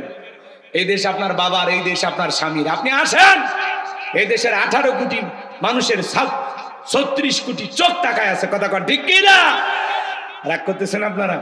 বাবু আইবা তুমি আইবা গো, সেই দিন আইসা বুবু ক্ষমতা পাইবা না। বুবু আইবা তুমি আইবা গো, সেই দিন আইসা বুবু ক্ষমতা পাইবা না। খোঁজ নাই বুবু কাদের কাকার, অবস্থা খারাপ করবে যে বাবার, হাউ না গেলে কোন সামনে আসে না। নেহাতা কর্মী সব জেলের ভিতর, আমি আসি ডরের ওপর, কখন জানি আসে গ্রেফতারি পরোয়ানা। বুবু আইবা তুমি আইবা গো, সেই দিন আইসা বুবু ক্ষমতা পাইবা না। কথা বলে এ খুশি হয়েছে? চাঙ্গা দেখছেন, চাঙ্গা হয়ে গেছে। আসলে আর শোনে না, কেউ আর শোনে। আর পরে কয় হুজুর এসে এগুলো কি কইল, জাতি জাতি। ই চাচা ঠিক আছে, চাচা কয় ঠিক আছে। ওরে বাবা, রাগ করতেছেন আপনারা, রাগ করতেছেন। তাহলে জাহান্নামে যারা জ্বলতেছে ওরা বলবে আমাদের 4টা অপরাধ। 4টা অপরাধ কি বলবো? দোয়া করলেই ভালো, যেভাবে আপনারা ওটা বসা করতেছেন, কথা না বলা ভালো। 4টা অপরাধ আমি কয়েক মিনিটে শেষ করে দেবো ইনশাআল্লাহ। এদিক খেয়াল করে, মেয়ে মানুষ ক্ষমতায় গেলে ঝামেলা, মেয়ে মানুষের রাগ বেশি, জেদ বেশি। দেখেন না, স্বামীর সাথে ঝগড়া লাগে, হাড়ি পাতি ভাঙ্গে ফেলে দেয়, স্বামী তুলে আছার মারে। মেয়েদের জেদ বেশি, রাগ বেশি। এই জন্য সিদ্ধান্ত নেয় আগামীতে আর যাই হোক কোন নারী যেন প্রধানমন্ত্রী না হয়। কথা ক্লিয়ার? এই মেসেজটা মনে রাখ। যেই দলেরই হোক পুরুষ চাই, পুরুষ পুরুষ হবে আমাদের অভিভাবক। কথা কন ঠিক আছে? আমার ভাইয়েরা দিল দিয়া কথাগুলো বুঝ। জান্নাতীরা তখন প্রশ্ন করবে আনিল মুজরিমিন, হে অপরাধীরা, মা সালাকাকুম ফি সাকর, কোন অপরাধে এই সাকর নামক জাহান্নামের আগুনে জ্বলতেছো? দুনিয়ার জীবনে তোমাদের কয়টি অপরাধ ছিল? ওরা তখন বলবে আমাদের অপরাধ হলো 4টি। 1 নাম্বার অপরাধ, ক্বালু লাম নাকু মিনাল মুসাল্লিন। ওরা বলবে আমরা দুনিয়াতে মুসল্লি ছিলাম না, নামাজ পড়তাম না, সালাত আদায় করতাম না। আজান দিয়েছে, উত্তর পাড়ার আব্দুল মালিক মসজিদে ঢুকেছে, আর আমি ঘাড় বেঁকা করে জমির ভিতরে গেছি কোদাল নিয়া। কথা কয় না গো? বলা হলো ভাই নামাজটা পড়ে কোদাল নিয়ে মাঠে যান, কয় না আজকে জমিতে পানি না নিলে ধান লাগানো হবে না, অতএব আজকেই পানি নেওয়া লাগবে, নামাজ যাই যাক। এই যে দুনিয়া, ক্বালু লাম নাকু মিনাল মুসাল্লিন, ওরা বলবে আমরা দুনিয়াতে মুসল্লি ছিলাম না, নামাজ আদায় করতাম না, সালাত আদায় করতাম না। পাশাপাশি দোকানদার আজান দেওয়ার পরে ওই মহেশপুরের দোকানদার একজন ভাই দোকানদারি বন্ধ করে নামাজে চলে গেল, আর আপনি দুনিয়াতে দুনিয়ার লোভে পইরা দোকান খুলে বসে থাকে। চোখের সামনে মানুষ মসজিদে গেছে, আমি দুনিয়ার খেলা নিয়ে ব্যস্ত ছিলাম, দুনিয়ার কাজ নিয়ে ব্যস্ত ছিলাম, দুনিয়ার ব্যবসা নিয়ে ব্যস্ত ছিলাম, এই কারণে আপনি জান্নাতে আর আমি জাহান্নামে। বলে চোখের সামনে দেখেছি একজন দোকানদার দোকানদারি বন্ধ করে মসজিদে গেছে, দোকানে লেখা আছে শাটারে নামাজের বিরতি। শাটারে কি লেখা আছে? নামাজের বিরতি। চোখের সামনে মানুষ নামাজে যায় মসজিদে, আমি তাকায় দেখছি। মুরব্বী বলছে, এ যুবক, চলো মসজিদে যাই। আমরা বোট খেলা নিয়ে ব্যস্ত ছিলাম। উল্টো আরো মুরব্বীকে ধমক দিয়ে বলছিলাম, চাচা আমাদের বয়সে আপনি কি করছিলেন? কথা কয় না। এইবার মুরব্বী চাচা মন খারাপ করে মসজিদে চলে যায়, আর যুবক বলে, মুরব্বী কেমন দিলাম? ভালোই দিছি। তুমি মুরব্বীকে দেও নাই, নিজেরটা নিজে কি দিছো? কথা কন। মুরব্বীর কথা শুনে যদি মসজিদে যাইতা কপাল খুলে যাইতো। আজকে নামাজের দাওয়াত দিলে আপনার ভালো লাগে না, এই জন্য তারা বলবে ক্বালু লাম নাকু মিনাল মুসাল্লিন, আমরা তো মুসল্লি ছিলাম না, সালাত আদায় করতাম না, দুনিয়াতে নামাজ পড়তাম না। তাহলে যারা নামাজ পড়ে না তারা যাবে সাকর নামক জাহান্নামে। তাহলে নামাজি হয়ে জান্নাতে যাওয়ার দরকার আছে না? কারা কারা নামাজি হয়ে জান্নাতে যাবেন হাত তোলেন তো দেখি। আল্লাহ আমাদের সবাইকে 5 ওয়াক্ত নামাজি বানায় দেন। জোরে বলেন না আমিন। আর একটু জোরে বলেন আমিন। আমার ভাইয়েরা, ওরা ওদের 2 নাম্বার অপরাধ বলবে, ওয়ালাম নাকুনু তুইমুল মিসকিন। ওরা বলবে আমাদের 2 নাম্বার অপরাধ, আমরা মিসকিনদের সহযোগিতা করতাম না, দুস্থ অভাবগ্রস্ত মানুষকে সাহায্য করতাম না, মিসকিন সাইল দরিদ্র যারা আছে তাদেরকে সহযোগিতা করতাম না। বাজান গো আমার, এই মিসকিনদের হক নষ্ট হয় 2 ভাবে, একটা হলো রাষ্ট্রীয় ভাবে আর একটা হলো সামাজিক ভাবে। আপনারা যারা ধনী আছেন, আপনাদের সম্পদের ভিতরে গরিবের হক আছে না নাই? তাহলে গরিব মানুষকে একটু সহযোগিতা করার দরকার আছে না নাই? সাহায্য দেওয়ার দরকার আছে না নাই? আল্লাহ রাব্বুল আলামিন বলেন, ওয়া আম্মাস সাইলা ফালা তানহার। খবরদার, তোমার দরজায় কোনো সাইল দরিদ্র লোক গেলে খালি হাতে ফেরত দিও না, কিছু না কিছু দিয়ে বিদায় দাও। নবীজির কাছে একজন ফকির এসে বলে, নবী আমার একটা জুব্বা দেন। বিশ্ব নবী নিজের পরনের জুব্বা খুলে দিয়ে দিলেন। বলুন সুবহানাল্লাহ। আসমান থেকে জিবরাইল আসলেন জান্নাতি জুব্বা নিয়া। সুবহানাল্লাহ কোন। এই জুব্বা পরায় দিয়ে বলে, নবী আল্লাহ বলেছেন যদি আপনার থাকে তাহলে দিবেন, নিজেরটা খুলে দেওয়ার দরকার নাই। আপনার যদি অবশিষ্ট থাকে 2টা তাহলে একটা দিয়ে দেবেন। আল্লাহ রাসূল কেমন মানুষ ছিলেন, নিজের পরনের জুব্বা খুলে ভিক্ষুককে দিয়ে দিয়েছে। সুবহানাল্লাহ। আর একদিন এক সাইল দরিদ্র নবীজির কাছে এসে বলে, নবী আমারে কিছু দেন। আল্লাহ রাসূল বলে, আমার কাছে যেটা আছে এইটাতে হবে না, আমার জামাই ওসমানের কাছে যান। এইবার ফকির চলে গেলেন ওসমানের কাছে, যায় দেখে হযরতে ওসমান সলতে চিপতেছে। সলতে চেপা বোঝেন তো? কথা কয় না। ল্যাম্পো ছিল না আগে, ওইটাতে যেটা দিয়ে আগুন জ্বলতো, তেল যেটাতে উঠতো, ওইটা চিপে চিপে তেল বের করতেছে। ফকির চিন্তা করে, আমিও তো এরকম জীবনী করিনি, এই মানুষ ভিক্ষা দেবে। নবীর কাছে চলে গেছে, যা বলে, নবী সলতে চেপে ভিক্ষা চাইনি, যে কি কৃপণ ভিক্ষা দেবে। আল্লাহ রাসূল বলতেছে, আমার নাম বলছো তুমি? কয় না। ভিক্ষা চাইছো? কয় না। এইবার যায় দেখে তুলে ধরে। কি ধরে? আকাশে তুলে উড়ে বেড়াইতেছে, সে তুলে কি করে? ধরে ধরে পাথরের নিচে রাখে। এই দৃশ্য দেখে বলতেছে, সেই লোক তুলে উড়ে যাবার দিচ্ছে না, এই লোক টাকা দে। চলে আসছে, এসে বলে, নবী তুলে ধরে। আল্লাহ রাসূল বলতেছে, চাইছিলে? কয় না। আবার যা। এইবার যায় দেখে পিপিলিকার মুখ থেকে খাবার খুলে খুলে নিচ্ছে। ওই চিন্তা করে, আমি ভিক্ষুক হয়ে জীবনে এই কাজ করি, পিঁপড়ের মুখ থেকে যে লোক খাবার খুলে খুলে নিচ্ছে সেই লোক ভিক্ষা দেবে। চলে গেছে, যা কয়, নবী পিপিলিকার মুখ থেকে খাবার নেই, এই মানুষের কাছে ভিক্ষা চাওয়া যায়? আমার নবী বলে, তুমি যায় আমার কথা বলবা, কি করে না করে কিচ্ছু দেখবা না, যাও। এইবার যায়া দেখে ওসমান কোনো কাজ করতেছে না, বসে আছে। এবার সুযোগ পাইছে, ভয়ে ভয়ে বলতেছে, বিশ্ব নবী আপনার কাছে আমারে পাঠাইছে, কি দিবেন বলেন। হযরত ওসমান ডেকে বলে, যেহেতু নবীজি তোমারে পাঠিয়েছেন, ঘরে যেটুকু আছে এটুকু দিলে হবে না। আমার ব্যবসায়ী কাফেলা কোন ফিরে আসবে, ওই কাফেলা থেকে তোমাকে দেব খুশি করার মতো। দেখবেন ফকিরদের কিন্তু ধৈর্য কম, কয় আমি বসে থাকতে পারবো না। দিলে দেন, না হলে আরো 2 বাড়িতে যাবো। কথা কন না কেন? ফকিরদের ধৈর্য কম না ভাই? ধৈর্য কম। আর ফকিরেরা কিন্তু চালাক হয়। ফকিররা কি হয়? চালাক। ঢাকা শহরে এক ফকির ভিক্ষা করে, কলিং বেলের চাপ দেয়।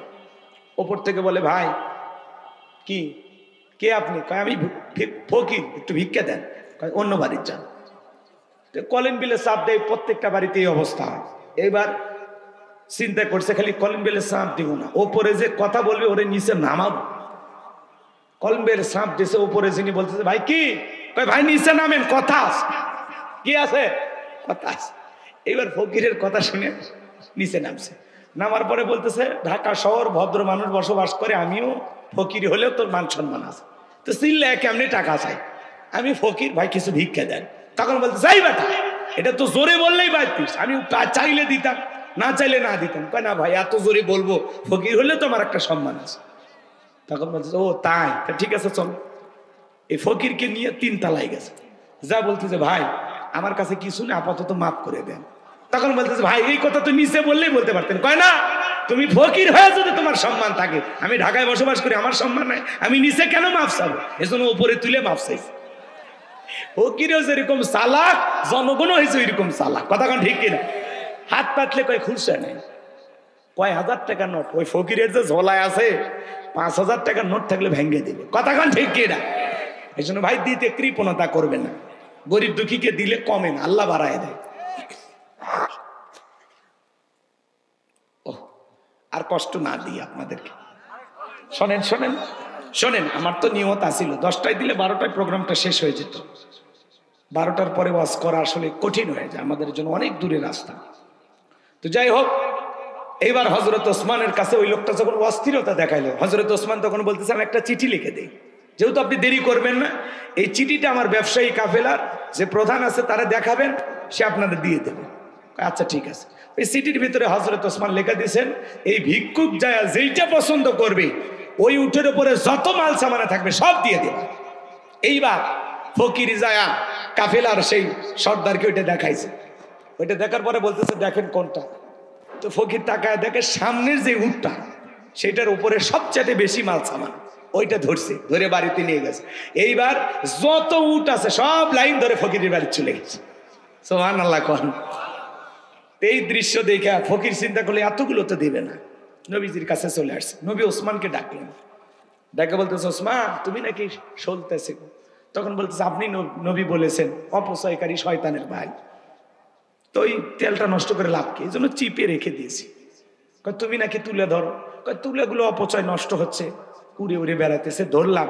ওইটাতে একটা বালিশ বানালে মুসলমান কোনো ভাই মাথায় দিয়ে আরামে ঘুমাইতে পারবে। সুবহানাল্লাহ, কি চিন্তা তাদের। তখন বলতেছে, পিপিলিকার মুখ থেকে নাকি খাবার নাম। তখন বলতেছে, নবী আমি প্রত্যেকটা প্রাণী আমার বাড়িতে যেগুলো আছে সবাইকে খাবার দিই, পিপিলিকার গর্তেও আমি খাবার খাইতে দিই, কিন্তু ওরা খাবারগুলো নষ্ট করতেছে। ওরা যে খাবার নষ্ট করতেছে এই খাবার খাওয়ার মতো তারা উপযুক্ত না, এটা অপচয় হয়ে যাবে, আল্লাহর কাছে জবাব দিতে হবে। এই জন্য আমি পিপিলিকার মুখ থেকে খাবারগুলো সংগ্রহ করেছি। সুবহানাল্লাহ। এইবার বলো, উঠ যে সব চলে গেছে, কি করবা? আপনি এটা বলেছেন 1 টাকা দান করলে 10 টাকা পাওয়া যাবে, আমি যা দেব, আমি তো আল্লাহর সাথে ব্যবসা করতে চাই, ফকিরের কাছে যা গেছে সব দিয়ে দিলাম। সুবহানাল্লাহ সুবহানাল্লাহ। আর আমরা সামান্য একটু ভালো খাবার হইলে দরজা লাগিয়ে দিয়ে কয়, এই গেটটা ভালো করে টাইট করে লাগিয়ে দিয়ে, কোনো ফকির এসে যেন ডিস্টার্ব না করে। এই হিংসা নে খাইতে বসি আমরা নাকি মুসলমান, কোন পাগলে কয়। বাড়িতে একটু শীতের দিনে পিঠা হয়েছে, ছেলে মেয়ের হাতে দিয়ে বলে, এই বাইরে যা খাবি না, অমুকের ছেলে তোর সাথে খেলাধুলা করে, ও যদি তাকায় নজর দেয় তোর পেট খারাপ হবে। এত বড় হিংসা নিয়ে আপনি জান্নাতে যাবেন কোন দরজা দিয়ে? আপনার তো উচিত ছিল ছেলে মেয়ের হাতে দেওয়া, পাশাপাশি যে ছেলেটার সাথে মেয়েটার সাথে আপনার ছেলে মেয়ে খেলা করে, বলা উচিত ছিল, বাবা তুমি যে ওই খেলাধুলা করো, ওরা তো পিঠা করেনি, তুমি তোমার বন্ধুকে একটা পিঠে দিয়ে আসো।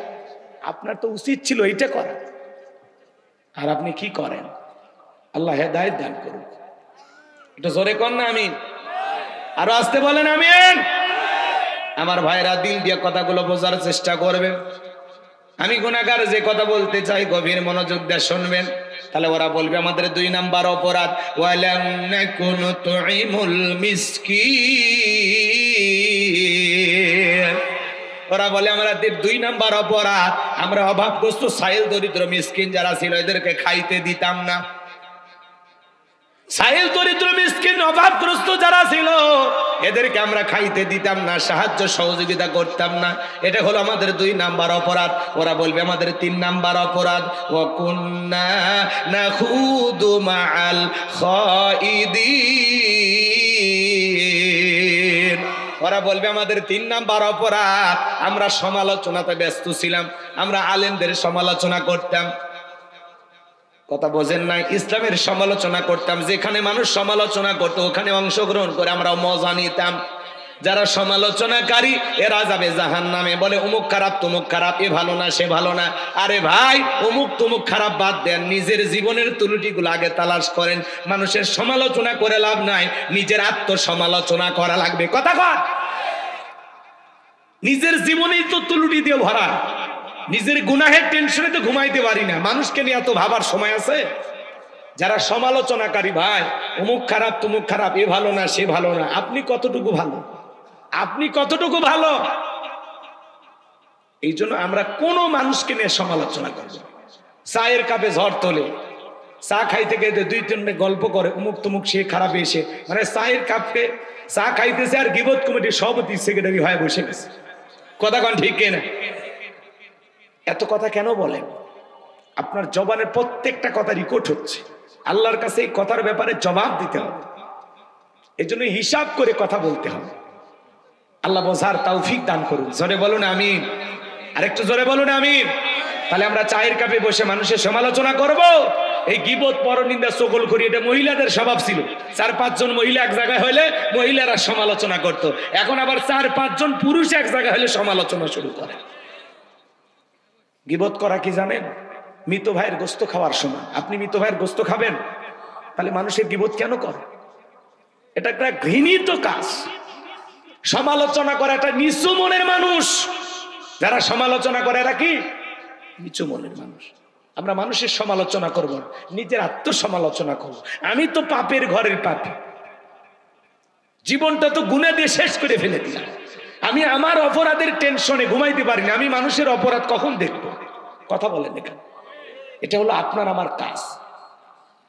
নিজের চোখে সবাইকে ভালো মনে করবেন, নিজের চোখে সবচাইতে নিজেকে নিকৃষ্ট মনে করবেন, যে আমি সবচাইতে বড় পাপী, আমি সবচাইতে বড় খারাপ। কথা বলেন না কেন আপনারা? উচিত কথা কইলে মন খারাপ। এখন উচিত কথা যদি কই পিঠের উপর দিয়ে যাবি মুখ। এ আনন্দে কিছু লোক কিনে খাবে বগুড়ার স্পেশাল দোষ। যত দোষ নন্দ ঘোষ, সত্যটা বললে দোষ, করলে অন্যায়ের প্রতিবাদ, নামটা হবে তোমার মৌলবাদ, নামটা হবে তোমার জঙ্গিবাদ। হক কথা সহ্য হয় না।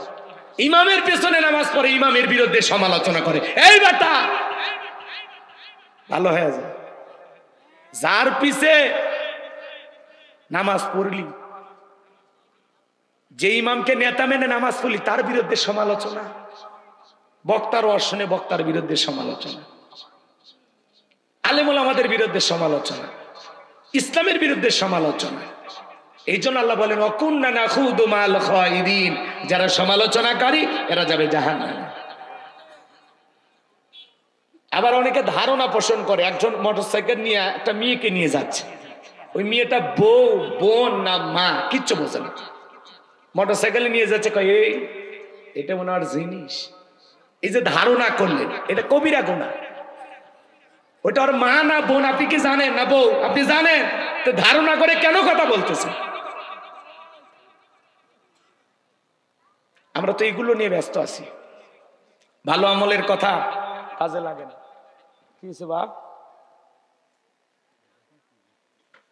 এখন শেষ বেলায় এগুলো দিকে লাভ আছে, কষ্ট হয়। তাহলে ওরা বলবে আমাদের 3 নাম্বার অপরাধ, ওয়াকুন্না নাখুদু মাল খাইদিন, আমরা দুনিয়াতে সমালোচনা করতাম, সমালোচনা করতে ব্যস্ত ছিলাম, আমরা ছিলাম সমালোচনাকারী। যারা মানুষের সমালোচনা করত, ইসলামকে নিয়ে সমালোচনা করত, আলেমদেরকে নিয়ে সমালোচনা করত, সমালোচনায় যারা ব্যস্ত ছিল, এই সমালোচনাকারীরা যাবে সাকর নামক জাহান্নামে।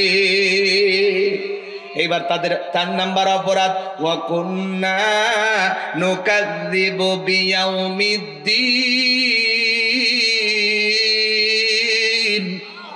ওরা বলবে আমাদের 4 নাম্বার অপরাধ, আমরা কর্মফল দিবসকে অস্বীকার করতাম।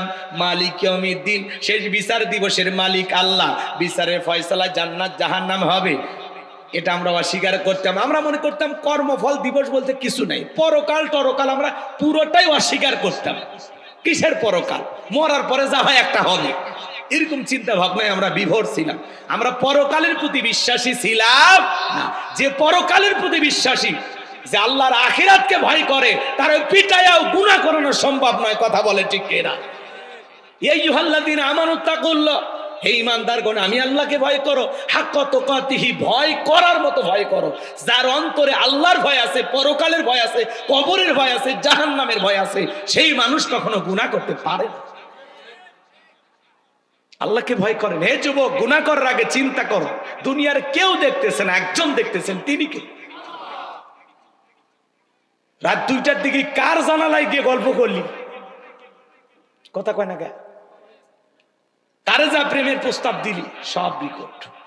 এই যে মোবাইল, সারা রাত আমরা মোবাইলটা ঘরের ভিতরে নিয়ে উল্টা পাল্টা যা খুশি সব দেখতেছি। এই যে গোপনে একা একা কম্বলের ভিতরে, ল্যাপের ভিতরে যা দেখতেছেন, এই ব্যাপারে আল্লাহর কাছে একদিন জবাব দিতে হবে।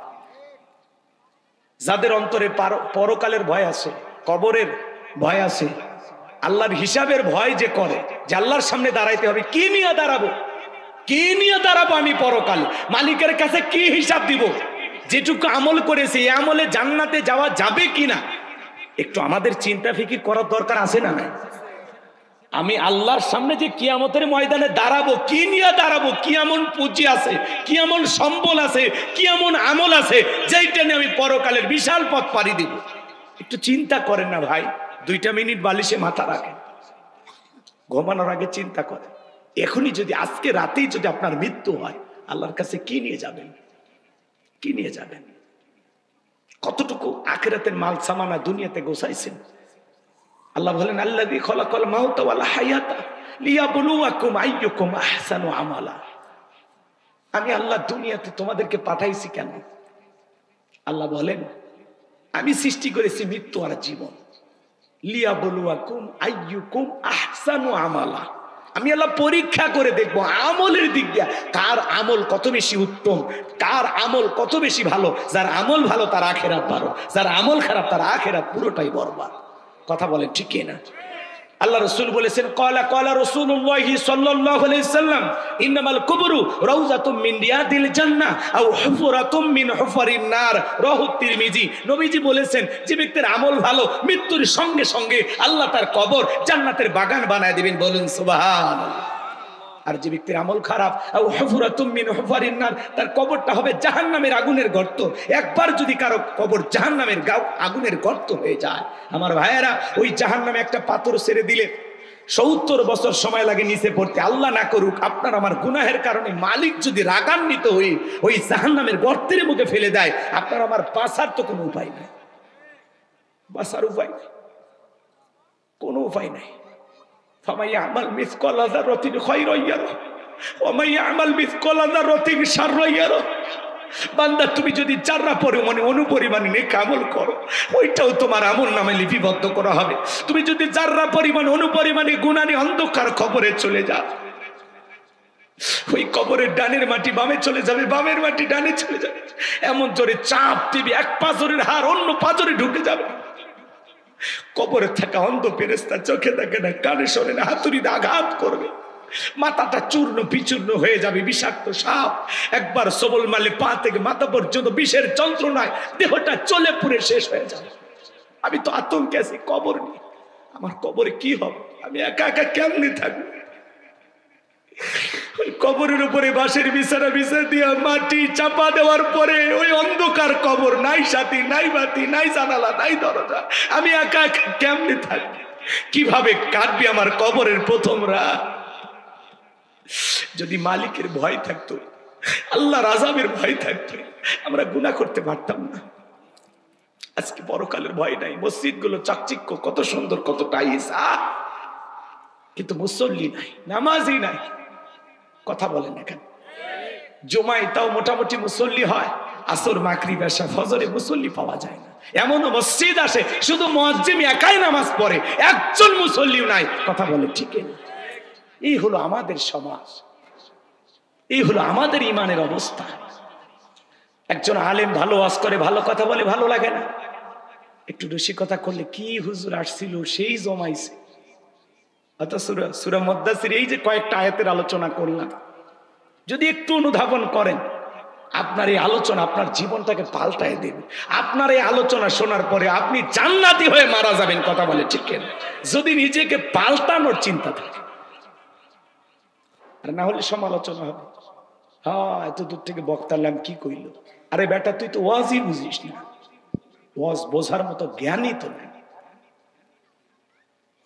প্রত্যেকটা আয়াতে কথা আছে, প্রত্যেকটা আয়াতে। সার সংক্ষেপ কথা বলি, এতক্ষণ কি করলাম, চিল্লালাম। শোনেন, আল্লাহ তাআলা কি বলেছেন? প্রত্যেকটা ব্যক্তি তার কৃতকর্মের ব্যাপারে আবদ্ধ। আপনার জীবন লিখিত কর্মের হিসাব আপনাকে দিতে হবে। 2 নাম্বার, ডানপন্থী যারা, এরা যাবে জান্নাতে। সুবহানাল্লাহ। জান্নাতীরা জান্নাতি, ভিতরে জান্নাতি আর একজন জান্নাতীর সাথে পরস্পরে গল্প করবে। সুবহানাল্লাহ। গল্প করতে তাদের দৃষ্টি চলে যাবে নিচের দিকে, তারা তাকায় দেখবে জাহান্নামের আগুনে মানুষগুলো জ্বলতেছে, পুড়তেছে। তাদেরকে বলা হয় আনিল মুজরিমিন, হে অপরাধীরা, মা সালাকাকুম ফি সাকর, কোন অপরাধে এই জাহান্নামের আগুনে জ্বলতেছো? ওরা তখন বলবে কলু লাম নাকু মিনাল মুসাল্লিন, দুনিয়াতে মুসল্লি ছিলাম না, নামাজ পড়তাম না। ওয়ালাম নাকু নুতঈমুল মিসকিন, অভাবগ্রস্ত ব্যক্তিদেরকে সাহায্য সহযোগিতা করতাম না। ওয়া কুননা নাখুদু মাআল খায়দিন, আমরা মানুষের সমালোচনা করে সময় কাটাইতাম, আমরা ছিলাম সমালোচনাকারী। ওয়া কুননা নুকাযযিবু বিয়াউমিদ্দিন, আমরা ছিলাম পরকাল দিবসকে অস্বীকারী, আমরা ছিলাম কর্মফল দিবসকে অস্বীকারী। আমরা কখনো ভাবিই নাই আমাদেরকে এইভাবে হিসাবের মুখোমুখি হতে হবে, এটা আমরা ভাবিই নাই, কল্পনাই করি না। এই হিসাব আমাদের জানা ছিল না। তার মানে তারা দুনিয়া পেয়ে পরকালের হিসাব, জবাবদিহিতা, এই সমস্ত কথাগুলো ভুলেছিল। আল্লাহ এর পরায়তে বলেন এই অবস্থায় তাদের মৃত্যু হয়েছে। আমার ভাইয়েরা, তাহলে আমি কি 4টা অপরাধে ওরা জাহান্নামে গেল, ওই 4টা অপরাধ কি আমরা করব? আমরা আজ থেকে নামাজ পড়বো তো ইনশাআল্লাহ, গরিব দুঃখীদের খাইতে দেব তো ইনশাআল্লাহ। এই যে শীতের দিনে দেন না 10টা গরিবকে কম্বল কিনে দেন, পাড়া প্রতিবেশী অনেকে না খেয়ে থাকে, 1 বস্তা চাল কিনে দেন না। কথা বলেন না কেন ভাই? দেন, খালি একা খেয়ে বাঁচেন না, মানুষকে খাওয়ানো শিখেন।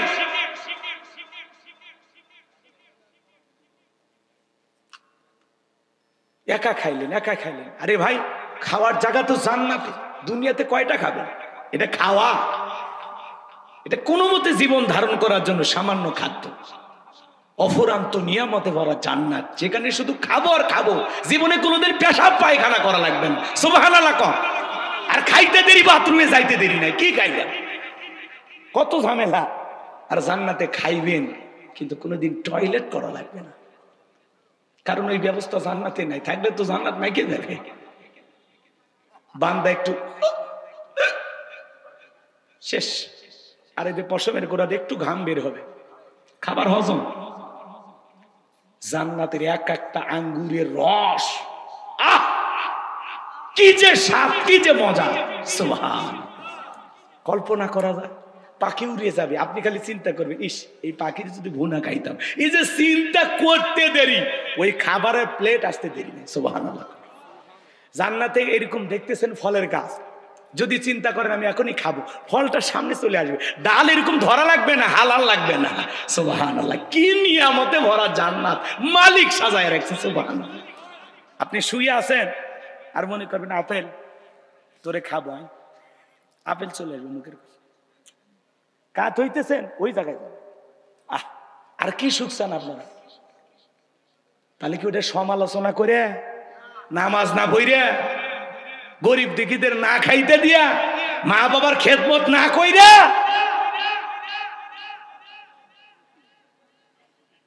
এরপরে বলি আমাদের 4 নাম্বার অপরাধ অকুন্না নাকাযযিবু বিয়াউমিদ্দিন।